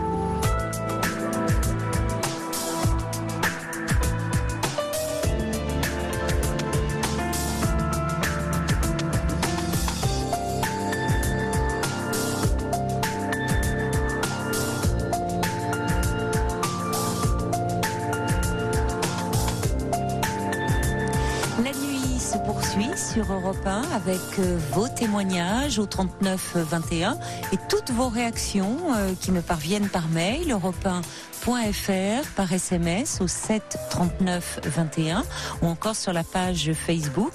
Et puis si vous avez envie de donner votre point de vue, le plus simple c'est encore de nous passer un petit coup de fil au 39 21 minuit 9. Nous sommes ensemble et en direct comme tous les soirs jusqu'à 1h du matin. On va retrouver Anna. Vous êtes là, Anna ? Oui. Oui. Alors vous vouliez, juste avant le journal, me préciser encore un point? Et que j'ai oublié entre-temps. Oui. Ah bon, ça c'est embêtant, zut. Mais j'ai plein d'autres questions. Je me demandais, est-ce que selon vous, ce sera bien de demander au juge aux affaires familiales d'éloignement du père, ou c'est quelque chose qui fera plus mal que du bien à mon enfant? Difficile de répondre comme ça à votre question. Parce que, bon, je n'ai pas suffisamment connaissance de toute la situation, mais il y a un passif très lourd entre vous et le père de votre fils. Oui. Bon, ça s'entend. Oui. Ça traîne depuis des années, Oui. depuis presque sa naissance. Oui. Et je pense que votre fils est pris, bien malgré lui, dans ce conflit, où vous continuez, même en étant séparés, à vous faire la guerre, Oui. et où il entre dans une période de grande instabilité émotionnelle, où il a, lui, à se construire, et où finalement il est pris au cœur d'un conflit qui le dépasse, et où il a besoin vous me dites que lui, son père, il en parle plutôt en bien, en bons termes. Il s'est construit. Un homme peut être violent vis-à-vis de sa compagne et ne pas l'être vis-à-vis de ses enfants. Je crois que si vous continuez à demander un éloignement du père, ça risque d'amplifier le problème. Parce que le père est-il un problème pour le fils? Je ne sais pas. C'est pas, vous voyez, je n'ai pas tous les éléments en main. Ce qui pourrait, à ce moment-là, être éventuellement envisagé, c'est une enquête sociale qui pourrait déterminer, essayer de comprendre, de voir ce qui se passe. Mais dans ce que j'entends, de ce que vous me dites de votre fils, il va mal. Cette violence est le signe d'une souffrance. Il ne faut jamais oublier qu'un adolescent qui est dans des passages à l'acte violent vis-à-vis d'un de ses parents est en grande souffrance. Et donc ça, je parlais d'éloignement, parfois un éloignement est conseillé avec le parent. Il ne s'agit pas d'une rupture de lien, bien évidemment, oui, mais d'un éloignement pour déjà faire cesser la violence, entendu. qui ne peut parfois que s'amplifier. Et vous décrivez des choses quand même assez lourdes. Donc, ça, je ne peux pas. Je vous dis encore une fois, je pense que peut-être vous allez voir ce que vous dit le psychanalyste. C'est important qu'il vous reçoive avec votre fils, qu'il entende des choses et qu'il dise que ce n'est pas possible, en tout cas, de continuer la relation sous cette forme-là. Et peut-être que le psychanalyste va vous orienter à ce moment-là vers un centre, une maison des adolescents, où vous conseillez peut-être de saisir, ressaisir le juge aux affaires familiales. Mais si vous continuez le conflit avec le père, je ne crains que ça ne règle pas les problèmes de votre fils, qui est pris lui au milieu de ce conflit. Je comprends. Parce qu'il vous aime, mais il aime son père, et il sent, si vous voulez, il peut aussi, il sait que son père a été violent avec vous, donc cette violence dont il fait preuve vis-à-vis de vous, est-ce que c'est par identification, bon, il y a en tout cas quelque chose à mettre en place, et peut-être que c'est les limites de la prise en charge par ce psychanalyste en libéral, et qu'il faut avoir, je ne dis pas arrêter cette prise en charge, mais je pense qu'il faut d'autres intervenants là. Hein. Le psychanalyste a conseillé depuis un an de mettre l'enfant, d'inscrire à l'internat. Et oui, ça pourrait être une bonne idée, oui. J'ai un peu peur de l'inscrire à l'internat parce que je ne peux pas me permettre l'internat privé. Dans l'internat classique. Pourquoi? Qu'est-ce qui vous fait peur? La fréquentation, parce qu'il est très influençable et j'ai peur qu'il va rencontrer d'autres jeunes en difficulté. Et puis... Vous savez, il y a des internats publics qui sont de très bonne qualité. Hein. Et il y a un cadre autour d'eux. Oh, il en existe. Oui. Oui. Oui, il existe des internats où ça peut être des choses qui sont envisagées pour à un moment que l'enfant soit un peu éloigné du milieu familial, en tout cas dans la semaine, retrouve un cadre et d'autres adultes de référence et voir comment ça se passe le week-end. C'est-à-dire, il ne s'agit pas encore une fois d'une rupture de lien, mais d'un éloignement qui est salutaire. En tout cas, le psychanalyste, ça montre qu'il a bien pris conscience de la situation, du fait qu'il faut poser un acte face à ces passages-là qui ne doivent pas se reproduire. Et encore une fois, il ne s'agit pas de... la violence n'est pas acceptable, mais cette violence dit quelque chose d'une souffrance de votre fils qui le déborde. Et à cet âge-là, malheureusement...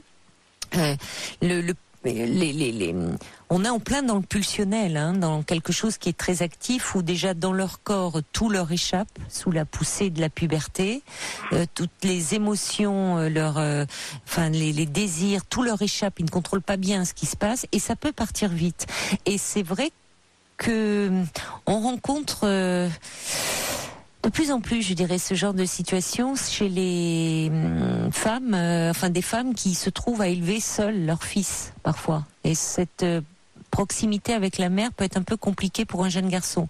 Donc je ne sais pas si, dans un tel contexte, l'éloignement du père n'est pas forcément une bonne chose. Hein. Une bonne chose. Ben non. Et il y a une autre chose que j'ai mis en place en juin dernier. J'ai contacté Aide à l'enfance. Il y avait un référent qui était nommé pour... D'accord. L'aide sociale à l'enfance, vous voulez dire ? Oui, vous avez bien fait. Oui. Et par contre, les référents, je ne suis pas convaincue de bon travail qu'il a effectué parce que... Il est intervenu déjà, c'est un éducateur, ce référent, Non, un référent, c'était pour rétablir la situation. Dans quelle situation vit l'enfant. Donc il est venu à mon domicile à plusieurs reprises. Par contre, il n'est pas allé au domicile du père. Il a dit qu'il va faire un compte rendu de ce qu'il a, de ses observations. D'accord. Ensuite, un éducateur spécialiste sera nommé. Oui. Mais la dernière fois que j'ai eu ces référents au téléphone, c'était au mois de novembre. Depuis novembre, je n'ai plus du tout de nouvelles. J'ai contacté sa... Ah bon? Non, il répond pas à mes coups de fil. Et j'ai contacté sa supérieure qui m'a dit que je suis en attente d'un éducateur spécialisé. Ça va venir, mais bon, ça prend du temps. Et apparemment, je me suis rendu compte aussi que ce référent m'a raconté autre chose qu'il racontait au père de l'enfant. Donc il a rencontré le père de l'enfant? Il a rencontré, mais pas à son domicile. Oui, peut-être, mais il a quand même rencontré néanmoins. Oui. Bon, d'accord. Et apparemment, le père a demandé... Oui, mais comment vous savez qu'il raconte autre chose au père? C'est le père qui vous le dit? C'est mon fils qui était présent. Oui, mais votre fils, il est trop au milieu de tout ça. Il est trop au milieu de ce passif qui dure, justement. Vous ne savez pas réellement. Votre fils, c'est ce que lui a rapporté son père. Ce que lui a rapporté son père n'est pas forcément ce qu'a dit ce référent. Vous voyez, il y a beaucoup un peu d'instrumentalisation. Il était présent pendant cette discussion avec le père. Oui, mais votre fils ne vous raconte pas. Vous savez, entre ce que l'on dit parfois et ce qui est perçu, compris par la personne, en toute bonne foi d'ailleurs, est très différent. Donc, votre fils a pu vous dire en toute bonne foi ce qu'il a cru comprendre, mais qui n'est pas forcément la réalité évoquée par le référent. Donc, attention à tout ça. D'accord. Laissez-le. Ce qui est plus préoccupant dans cette histoire, c'est c'est la durée, quoi. Il manque, est-ce que peut-être il manque d'éducateurs actuellement? Vous pouvez peut-être les rappeler quand même. Moi, je vous conseillerais de les rappeler. Vous verrez, parlez-en avec le psychanalyste qui peut peut-être passer aussi un coup de fil en disant que là, vraiment, la situation s'aggrave du fait des passages à l'acte de votre fils. Vous voyez, en leur expliquant, en disant, ça devient très tendu. Et mon fils, là, devient violent en parole et aussi physiquement avec moi. C'est important de les en alerter. Et ça ne se retournera pas contre vous, parce que ça montre au contraire que vous dites les choses et que vous demandez de l'aide. Ça montre que vous ne cherchez pas à tout régler par vous-même, mais le fait même que vous ayez contacté ce service montre que vous êtes démunis, comme on peut l'être face à un enfant qui va mal, et que vous attendez de l'aide. Donc ça, c'est plutôt positif même pour vous. Hein? Ça montre que vous attendez vraiment une aide extérieure, et peut-être en expliquant la situation, ça pourrait un peu bouger les choses. Par rapport en tout cas à l'internat et aux inquiétudes que vous vous posez, on a Marie-Vonne qui est avec nous au 3921 et qui voudrait vous parler à ce sujet. Je vous propose qu'on l'accueille. Bonsoir Marie-Vonne. Bonsoir. Bonsoir. Bonsoir. Merci d'intervenir. Vous avez donc écouté attentivement Anna, et notamment la suggestion du psychanalyste peut-être de trouver un internat. Votre fils a été lui en internat, c'est ça? Oui, c'est ça. Je vous ai bien écouté toutes les deux. Je trouve que les conseils, comme d'habitude, que vous lui avez dit sont très importants. Après, quand on est la tête dans le guidon et qu'on est dedans et qu'on est une maman inquiète, on n'entend pas toujours. Mais moi, avec le recul, en tout cas l'expérience que j'en ai, le père de mon fils a été violent avec moi. Après, c'était un autre cas de figure. On a chacun notre histoire. Mais à un moment où je travaillais plus, j'étais moins présente et j'ai trouvé ça compliqué de gérer un adolescent et de pas savoir exactement à quelle heure il rentrait, et puis je voyais bien que j'y arrivais pas, donc en faisant de mon mieux comme je pensais être bien, et du coup quelqu'un m'a conseillé l'internat. On avait un lien très fort, c'est mon dernier, etc. Je me suis dit déjà ça sera bien pour notre lien, c'est un petit garçon, ça serait bien aussi qu'il voit un peu autre chose. Et je suis donc allée vers cet internat et j'ai dit au directeur de l'internat, j'ai besoin d'aide. Et il a tout à fait entendu. Et contrairement à ce que dit Anna, qui vous écoute, hein, vous pouvez aller là, elle est en ligne. Anna, il est entouré d'enfants de la vie. Donc il y a des enfants effectivement qui ont quelques petites difficultés, mais il y a des enfants très chouettes. Ça fait collège et lycée. Il y a des journées portes ouvertes. On vous accueille très bien. Et vous étiez dans le public. Votre fils était dans le public. Voilà. Et en fait, j'ai été très bien accueillie. On a compris ma demande. Et en fait, nos relations se sont complètement. On avait une super relation avant. Il y a eu des moments de tension. C'était pas une violence comme ce que fait l'enfant d'Anna, mais ça aurait pu arriver là. Je crois que j'ai réussi à temps à trouver des solutions, mais avec de l'aide. Je crois qu'un enfant est effectivement dans la vraie vie du quotidien, enfin la vraie vie c'est stupide ce que je dis, mais dans la vie c'est mieux s'il a son papa et sa maman. Quand il n'y a pas le papa et qu'en plus le papa ou la maman ne sont pas d'accord, c'est très compliqué. Un tiers, de toute façon, ça apporte toujours une solution, je crois. Et d'en parler, je crois que ça apporte des solutions. De parler de quelque chose, on trouve la solution. Et c'est courageux, parce que vous dites à un moment, on peut très vite se trouver démunis face à un enfant. C'est compliqué en plus d'élever un enfant seul. Il faut bien dire ce qui est. Et c'est courageux, je trouve, de prendre cette décision de placer l'enfant dans un internat, parce que bien sûr, forcément, on n'a pas envie de s'éloigner. Maman, elle m'appelait le premier mois, la première semaine. Mais j'ai dit, mais tu m'as déjà parlé. Mais j'ai juste envie de t'entendre. Et donc, elle n'avait pas de téléphone, c'était trop mignon, à 14 ans. Et on a un lien qui est toujours très chouette, mais différent maintenant. Et voilà, il n'y a plus ces tensions, ce manque de confiance. Il a quel âge aujourd'hui, votre fils? Maintenant, il va avoir 16 ans. D'accord. Et vous avez une bonne relation aujourd'hui? Oui, normalement, il passe en seconde S, il a retrouvé des résultats scolaires bien mieux, et puis, il est formidable, mais il a toujours été, mais je trouvais que c'était très difficile. Et vous avez raison, c'est difficile. Moi, je rends hommage à toutes ces mamans qui et ses papas, parce qu'il y a des papas Bien seuls. sûr. Hein. Oui, Et tout à élever fait. un enfant seul dans notre société, dans des grandes villes, bon, C'est peut-être compliqué. qu'en province, oui, c'est très compliqué. C'est très compliqué. On fait ce qu'on peut, hein, on fait ce qu'on peut, mais c'est très compliqué. En tout cas, Anna, courage et prenez un peu de distance, allez nager, allez faire du sport, ressourcez-vous. Parce qu'en fait, ça fait du bien aussi. Mais oui, c'est vrai, vous avez raison, Marie-Vonne. Oui, aussi un peu s'occuper de soi. C'est la distance est souvent salutaire et souvent vraiment permet de retrouver assez rapidement un bon lien. Et puis, je pense peut-être par rapport à... Alors, ça serait à voir, vous me parliez de juge aux affaires familiales, Anna, mais peut-être...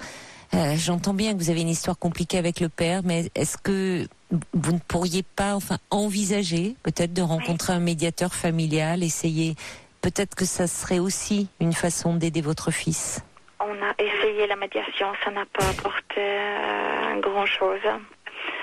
Ça vaut peut-être le coup parfois de réessayer, parce que franchement, le passif qui dure entre vous et son père rejaillit quand même douloureusement, certainement, sur votre fils. Donc, même si la première médiation n'a pas donné les fruits. Vous étiez là et son père est venu. Ouais. C'est bien déjà que tous deux vous fassiez la démarche. Ça veut dire qu'il y a quand même une implication en tant que parent et une conscience de vos responsabilités respectives vis-à-vis de votre fils, malgré l'histoire douloureuse qui a existé entre vous. Vous voyez, il aurait pu ne pas venir non plus. Enfin, c'est compréhensible que vous appréhendiez de le retrouver. Mais ça montre quand même que chacun de votre côté, vous avez une conscience des responsabilités vis-à-vis de votre fils. Est-ce que je peux me permettre d'intervenir ? Bien sûr, Marie-Vonne, volontiers. Mais alors Anna, par contre, je vous rejoins tout à fait, parce que je pense qu'au fond de vous, cette violence, quelqu'un qui vous tape, ça restera marqué à vie. Ah oui, Donc oui. Ça aussi, il faut travailler là-dessus, parce que moi, pendant 10 ans, cette date, elle était gravée. C'est-à-dire que physiquement, pendant les premiers jours, les premières années en tout cas, cette date, 2 jours avant, physiquement, j'avais des symptômes. Alors, il a fallu beaucoup d'années, vous voyez, pour que ça s'évacue, que maintenant, bon, ça m'est arrivé peut-être il y a... Bon, ça date, hein, mais mon fils était très petit. Mais en tout cas, maintenant, cette date, elle passe. Vous voyez, j'ai plus de symptômes. Et puis, j'ai dit, c'était il y a 3 jours. Vous voyez, ça a beaucoup évolué. Mais ça laisse une telle empreinte. Oui. On ne l'oublie jamais. Mais... Oui, mais on sent que vous avez retrouvé quand même une joie de vivre quand vous dites allez nager, vous êtes reconstruite. Vous êtes plus apaisée quand même. Oui, c'est derrière vous. Mais après, quand même, moi, je trouve...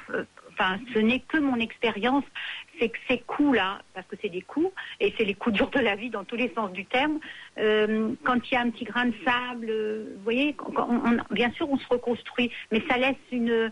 Moi, je pense qu'avant j'étais plutôt... alors je suis différente, je suis peut-être mieux dans certains sens, parce que cette expérience, c'est pas qu'elle m'a enrichie, mais a fait ce que je suis, mais n'empêche que il y a une fragilité.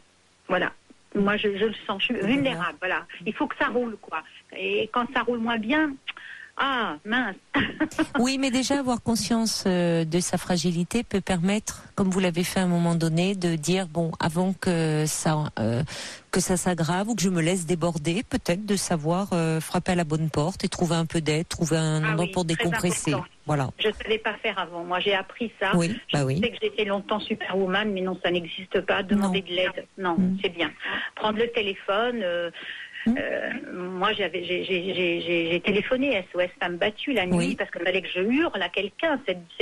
En fait, c'est très curieux quand quelqu'un vous impose cette violence. Après, vous avez l'impression que vous devenez violente. Mais c'est une violence qui est en vous, que vous n'arrivez pas à exprimer. Parce que c'est pas juste. Enfin, vous voyez, quelqu'un ne doit pas se permettre de vous taper.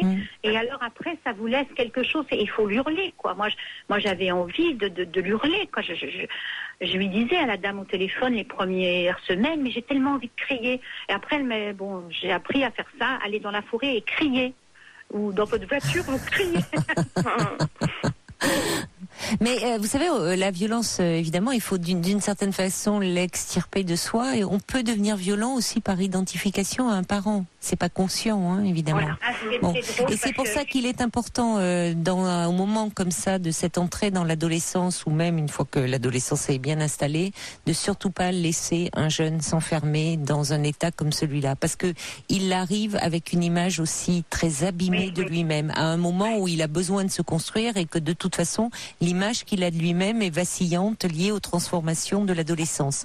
Donc, il y a lieu d'intervenir. Je ne sais pas si l'internat est la meilleure solution, c'est pas à nous d'en décider, mais en tout cas, il y a quelque chose à mettre en place. À propos de l'internat, je remercie également Christine qui nous a laissé une petite réaction sur Facebook qui dit personnellement, l'internat m'a appris les valeurs de la vie, respect de soi et des autres, la base éducative pour une vie entière. Bref, c'est difficile au départ, mais franchement, après, c'est une belle leçon qui m'a beaucoup enrichie, dit Christine. Merci. Et ils se font des amis, Oui. les jeunes. Oui, Et oui, les adolescentes, leur particularité, c'est qu'ils veulent toujours être avec des copains. Oui. Mais là, c'est pas un lien Facebook, c'est des vrais liens. Ils sont dans le partage, ils sont dans l'échange, ils sont, enfin, dans cette structure, c'est comme ça. Hein. Et les copains, vous savez, on pense évidemment, parce que il ne sera plus sous votre regard, vous craignez les mauvaises fréquentations. Mais vous savez, Anna, un jeune qui est fragile, de toute façon, va aller vers des personnes qui ne vont pas être forcément les plus équilibrantes pour lui. Et il n'est pas toujours sous votre regard. Bon, Voilà. donc autant faire quelque chose. Et vous avez rendez-vous quand avec le psychanalyste? Demain soir, je dois l'appeler pour fixer un rendez-vous. C'est très bien.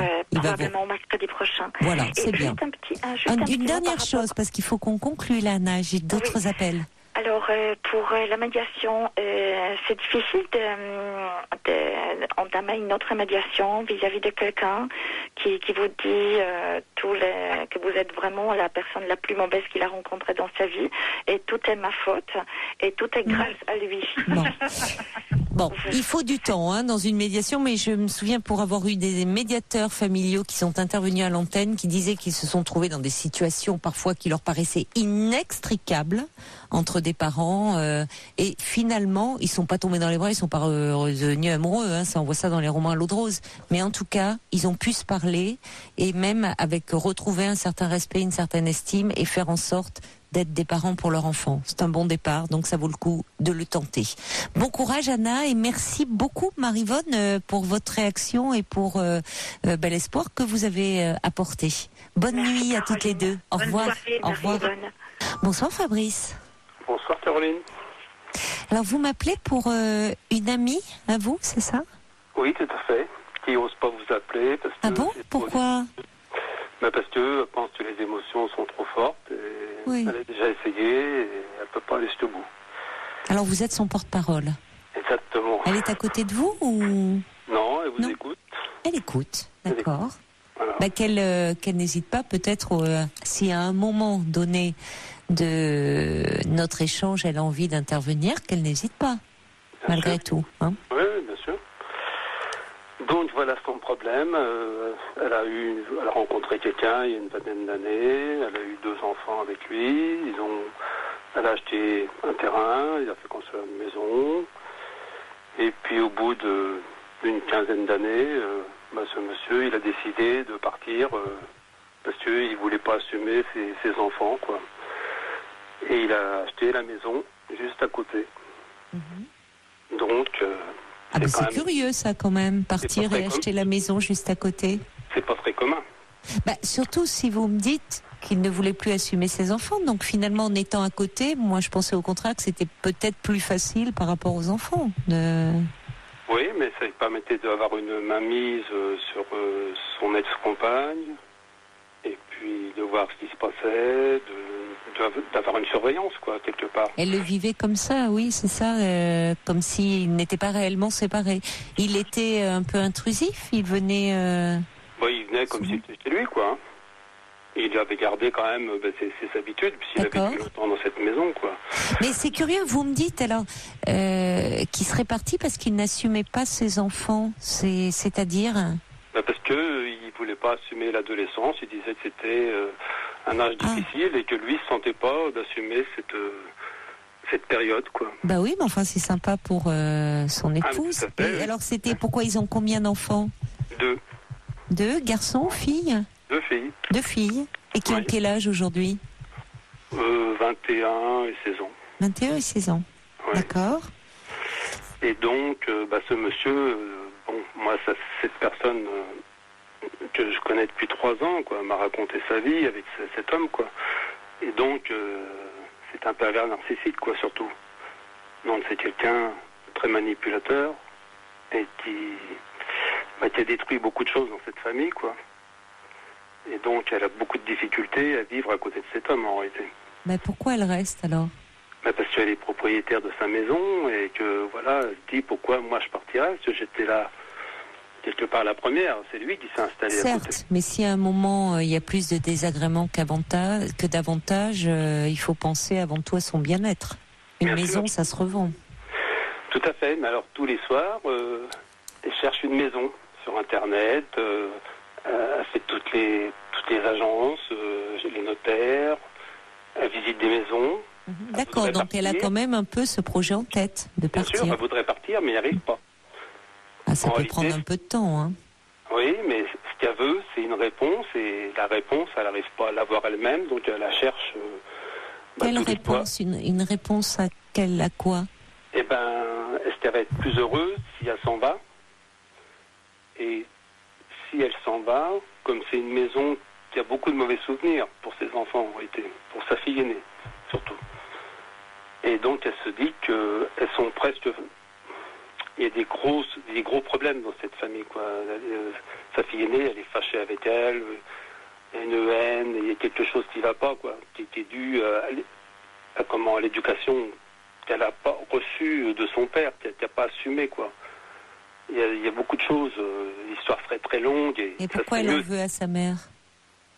Eh ben, parce que moi, je ne sais pas vraiment, en réalité. Eh oui, c'est compliqué, vous voyez, de parler Compliqué, pour un c'est pour ça autre, que finalement. voilà, c'est pour ça Vous que voulez j'aurais le faire avec beaucoup avec gentillesse, mais c'est compliqué de parler pour un autre. Elle seule pourrait dire, finalement, qu'est-ce qui se passe dans la relation avec sa fille. Je la convainc tous les jours, mais elle en meurt d'envie de vous appeler. Elle n'a pas le courage. C'est trop fort, et puis là, elle est au bout du rouleau, parce que c'est trop dur, quoi. Elle ne sait pas où elle est, quoi. Elle est perdue.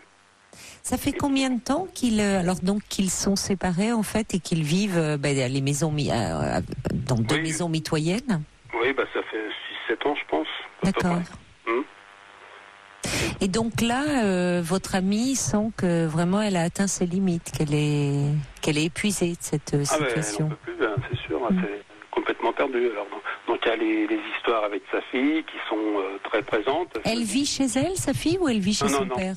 Elle est en études. Donc elle est partie, d'accord. Oui, elle est loin d'ici. En études, mais par contre, elle retourne chez son père le week-end, de temps en temps, mais ne veut pas retourner chez sa mère. Jamais. Il y a un problème. Et depuis combien de temps ça se passe comme ça? Depuis qu'elle est partie en études, donc elle fait 4-5 ans, quoi. Elle veut pas retourner. Elle n'arrive plus à la voir, elle n'arrive plus à lui parler? Ah, c'est très très conflictuel. Hein. C'est des échanges très assassins parfois. C'est très très violent des fois. Ça peut être très doux, mais ça dure jamais très longtemps. Même, oui, mais c'est important. Ouais, c'est rare. Ça montre que c'est très ambivalent finalement. C'est pas que de la colère et de la haine même dont vous parlez. C'est-à-dire que les relations mère-fille sont complexes et c'est parfois beaucoup plus simple, fluide entre un père et sa fille. Parce que pour un moment, pour se construire, la fille doit un peu s'éloigner de sa mère d'une certaine façon. Pas seulement physiquement, mais psychiquement. Et parfois, ça passe par quelque chose d'un peu radical.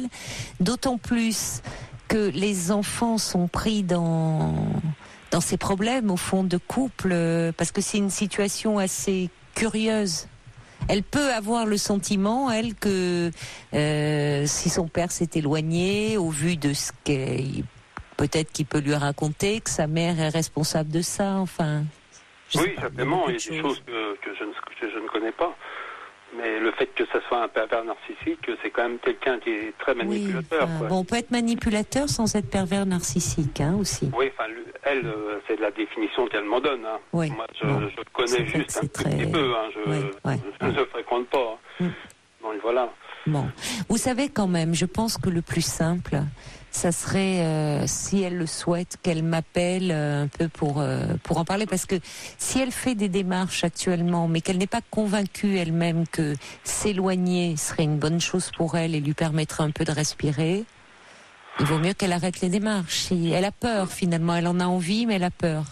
Oui, tout à fait. Bon. Et surtout, elle voudrait aussi, elle se dit que bon, sa fille... elle s'est très éloignée d'elle en réalité, hein, sa fille. Donc elle se dit qu'elle veut plus revenir dans cette maison et que si elle a acheté une autre maison, peut-être qu'elle récupérerait sa fille, quoi, quelque part. Elle se dit qu'il y a trop de mauvais souvenirs, des choses qui parasitent. Et donc voilà, sa fille, elle veut pas venir tellement chez elle, quoi. Hein. Elle vient rarement, très rarement. Mais elle vient quand même de temps en temps. Oui, mais ça se passe souvent très mal. Et avec son autre fille qui a 16 ans ? Ça se passe très bien. Ça se passe bien. Et les deux sœurs, entre elles, comment s'entendent-elles ? Bah, je pense qu'elles s'entendent. Elles s'aiment bien, elles s'aiment bien. Bon. Mais la grande, elle n'a pas forcément besoin de la petite. Hein. Mais la grande, elle est dans une période où elle se construit un peu sa vie. Elle est partie faire des études, elle essaye un peu de s'émanciper. C'est de son âge. Ça ne veut pas dire qu'elle gardera tout le temps une relation conflictuelle avec sa mère. Parfois, les choses s'arrangent. Il ne faut pas qu'elle fasse les choses par rapport à sa fille. Il faut qu'elle fasse les choses avant tout par rapport à elle-même. Si cette maison, déjà dans laquelle elle habite, est chargée de mauvais souvenirs, et si elle le vit comme vous sembliez me le dire au départ, comme au fond une mainmise qu'il garde sur elle, en étant à côté où elle ne se sent pas tout à fait libre de ses mouvements, puisqu'au fond, toutes les visites qu'elle peut avoir, c'est son voisin immédiat. Ah bah oui, et c'est très paradoxal, je trouve, surtout pour quelqu'un qui dit... c'est un peu facile de dire moi l'adolescence c'est compliqué, ciao, je me barre. Mais enfin, il se barre mais à côté. Bah oui. Donc j'imagine qu'il a conservé un lien avec les filles. Et puis dire ça, c'est qu'est-ce qu'il en est au juste ? Parce que mettre ça sur le dos des enfants, c'est un peu facile. Et quelle relation si on part en général, c'est parce que ça ne va plus dans le couple. Les enfants n'ont rien à voir avec là-dedans, avec cette histoire. Or, il dit qu'il part, mais il reste à côté. Il a acheté la maison à côté, c'est ça ? Oui, tout à fait. Bon, déjà, à la base, il y a quelque chose là d'étrange. Bien sûr. Et ce qui m'interroge, c'est qu'elle ait pu tenir 6 ans, 7 ans comme ça. Parce que elle-même a dû lui dire, mais enfin, je comprends pas, tu veux t'en aller, t'achètes la maison à côté ? Qu'est-ce que c'est que cette histoire ? Ah oui, mais elle était très surprise. Hein. Elle l'a pris au dernier moment. Hein. Il a dit quand c'était fait, quoi. Hein. Oui, mais est-ce que finalement, par rapport aux visites qu'elle peut avoir, ou est-ce il lui fait des commentaires sur sa vie personnelle, sur ses allées et venues, sur ses sorties, sur... Non, mais bon, il sait tout ce qui se passe. C'est désagréable quand même, quoi. Elles sont surveillées quand même. Ça. Elles se sentent, d'accord. Mais ils n'ont plus de contact ? Bah, que pour les enfants. Oui, et par rapport aux enfants, comment ça se passe, les contacts ? Est-ce qu'ils arrivent à parler assez facilement des deux filles ? Non, ils parlent pas. Non. C'est un peu compliqué tout ça. Moi, vous ne pouvez pas répondre à sa place, hein, évidemment, Fabrice. Ce qui m'interroge, c'est qu'est-ce qui fait... Alors, j'entends qu'elle est propriétaire de cette maison et que c'est pas comme quand on est locataire et qu'on peut partir comme ça du jour au lendemain. Mais... Finalement, je suis pas étonnée qu'elle soit épuisée au bout de ce temps, parce qu'il y a quelque chose qui est pas clair dans cette séparation, mais elle est habitée juste la maison à côté. Ah oui, mais je n'ai jamais vu ça ailleurs, moi. Ça n'existe pas. Quand on habite dans le même village, déjà, c'est compliqué. Oui, c'est compliqué, c'est vrai, ça peut l'être, oui. Non, parce que quand on se croise, mais là, ils ont la même entrée, quoi, pour ainsi dire. Donc voilà. Surtout qu'en plus, il a continué à voir ses filles, de fait, contrairement à ce qu'il disait. Ah, mais il s'en occupe pas tellement des enfants. Ça l'intéresse pas, en réalité.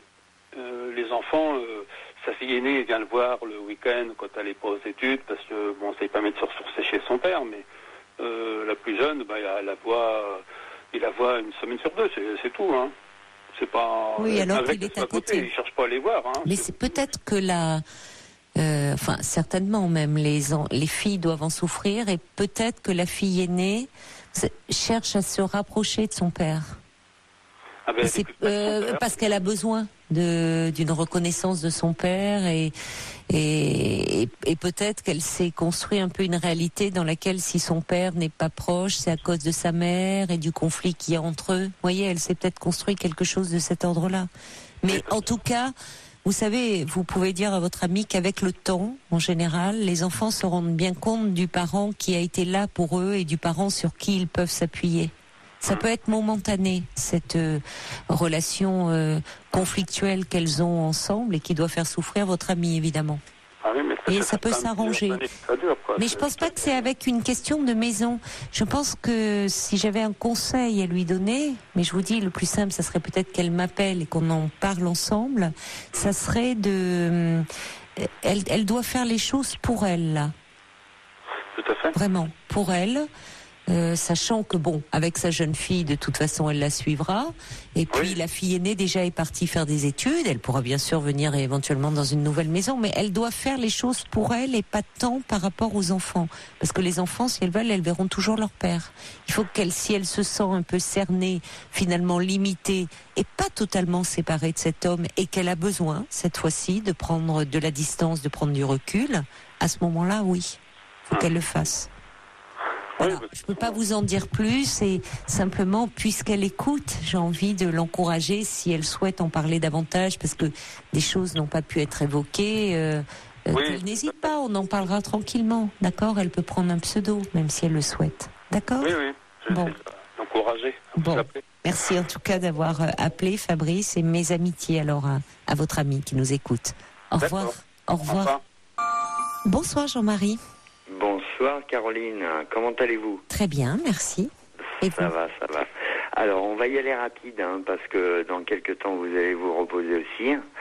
Donc voilà, je vous appelle parce que j'ai un petit souci personnel qui remonte à quelques temps quand même et j'aimerais avoir quelques informations de votre part. Voilà, donc j'ai été divorcé depuis juin 2010. Oui. Donc, avec mon ex-femme. Et ce qui me préoccupe aujourd'hui, c'est que je n'ai plus de nouvelles de mes enfants. Ça remonte sur le plus grand Michael, qui est né Ne donnez pas trop de prénoms. Pour vous, c'est mieux. Pardon ? Ne donnez pas leur prénom. C'est préférable, surtout si vous êtes en conflit avec la mère. Enfin, il vaut mieux que ça se retourne. Non, c'est pas de conflit, mais bon... Non, mais il vaut mieux ne pas donner de prénom. Je vous le dis comme ça, c'est, vous voyez, rester dans un relatif anonymat. Très bien. Alors, donc, pour mon plus grand qui est né en 2000, je n'ai plus de nouvelles depuis la date du passage à la JAF, donc en Vendée. Et on est en 2018. Il a 18 ans, oui. Voilà. Et ma dernière qui est née en 2005, ça va faire bientôt plus de 2 années que je n'ai plus de nouvelles. Pourquoi, je ne comprends pas. Why ? Parce que je n'avais pas de conflit avec la dernière et j'aimerais savoir pourquoi et comment, et sachant qu'on avait... Mais vous avez essayé de joindre la mère depuis ces 2 ans ? C'est une grande discussion parce que la maman, elle est joignable. Oui. Mais bon, au niveau de sa conversation, c'est que madame a toujours raison. Je ne veux pas lui casser des œufs sur le dos ou ce qu'on pourra dire.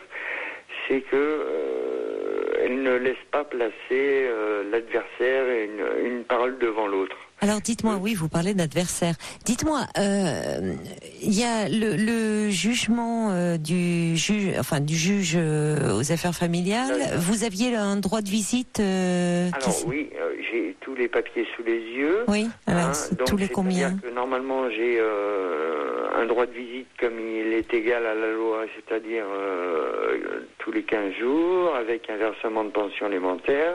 Tous les droits de visite autorisés. Et c'est que, je ne sais pas ce qui s'est passé exactement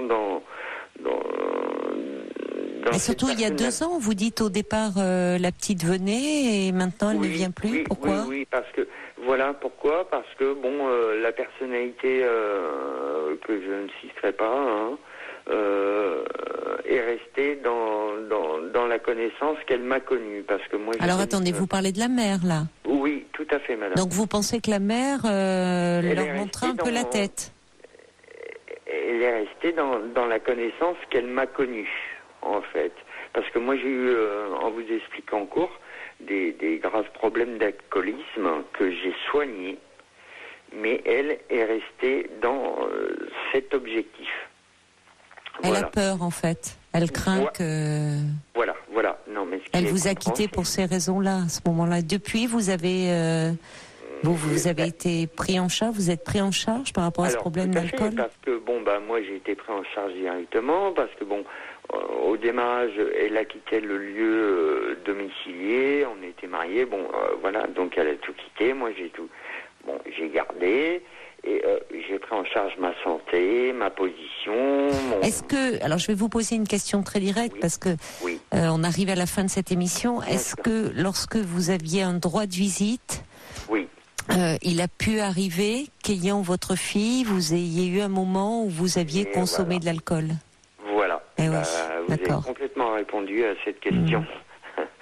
Et, donc la mère a dû saisir et a demandé à ce moment-là qu'elle ne vienne plus. Mais ce que j'arrive pas à comprendre, c'est que pourquoi on n'arrive pas à prendre contact pour savoir est-ce que la personne a évolué ou non ? Alors, je pense que ça serait à vous, en fait, de ressaisir le juge aux affaires familiales, puisque en disant que le droit de visite n'est plus respecté, il n'a pas été suspendu. Vous n'avez pas eu une nouvelle ordonnance. Non. C'est simplement la mère qui, donc, déjà, vous voyez, elle n'a pas attaqué. Elle aurait pu se servir de ça pour saisir le JAF et dire c'est pas possible, mon mari ne peut pas bien s'occuper de ma fille avec ce problème d'alcool. Excusez-moi, Caroline, mais la fois dernière qu'on est passé là sur l'année précédente en décembre 2017 pour faire une révision de pension alimentaire, on est passé devant le JAF. Alors, elle aurait très bien pu dire, mais moi, excusez-moi, sans parler de pension alimentaire, est-ce que monsieur peut éviter de voir ses enfants parce que monsieur a un problème d'alcoolisme ? Après tout, ça montre qu'elle veut pas vous enfoncer, malgré tout. Alors, si elle ne veut pas m'enfoncer, c'est là que je trouve un peu bizarre de sa part. Si elle ne veut pas m'enfoncer au niveau judiciaire, j'appelle ça comme ça, pourquoi elle me refuse Non mais Jean-Marie, je vais être obligée d'aller un peu vite parce qu'on arrive à la fin de l'émission. Alors je vais vous dire, je pense que ça serait à vous de recontacter le juge aux affaires familiales en disant j'ai un souci, je ne vois plus mes enfants. D'être assez clair, dire je pense qu'effectivement il y a eu un moment d'être honnête, dire à un moment, et c'est la raison pour laquelle notre couple a explosé, j'ai eu un souci avec l'alcool, je me suis soignée, j'ai fait en sorte de me faire aider, aujourd'hui je suis abstinent et j'ai besoin de rétablir un lien avec mes enfants en jouant au cash. Exactement. C'est à vous de saisir le juge aux affaires familiales. Et je trouve que ce qu'il y a plutôt de positif, c'est que elle a réagi comme un parent qui protège son enfant. Et peut-être votre fille rentrant en disant papa avait bu ce week-end, elle s'est dit je peux pas la laisser. Ça peut avoir des conséquences, mais elle aurait pu porter le pet devant le juge en disant vous voyez il est irresponsable, il s'alcoolise. Elle ne l'a pas fait. Ça veut dire que finalement elle veut pas non plus totalement vous casser. Donc je dirais pour conclure, vous ressaisissez le juge. Vous pouvez demander le juge aux affaires familiales en disant je ne vois plus mes enfants, en ne chargeant pas votre femme, dire je sais pourquoi j'ai eu un souci avec l'alcool. Et lors d'un week-end, ça s'était passé, j'en ai pris conscience, aujourd'hui je suis suivie, je suis soignée, j'aimerais pouvoir remettre en place quelque chose. Quitte à ce qu'elle vous propose, peut-être d'ailleurs les JAF le font souvent, une médiation familiale. Et je pense que vous allez pouvoir reconstituer ce lien, donc, qui est, pour vos enfants, c'est précieux. Parce que de voir, déjà vous allez leur montrer que vous êtes prise en charge. Je vous souhaite vraiment plein de bonnes choses. Au revoir Jean-Marie. Au revoir, bonne nuit. Bonne nuit, au revoir. Je vais prendre une petite semaine de congé. C'est Sabrina Philippe qui sera à vos côtés la semaine prochaine. Belle nuit à vous. Prenez bien soin de vous. Je vous embrasse. À très vite.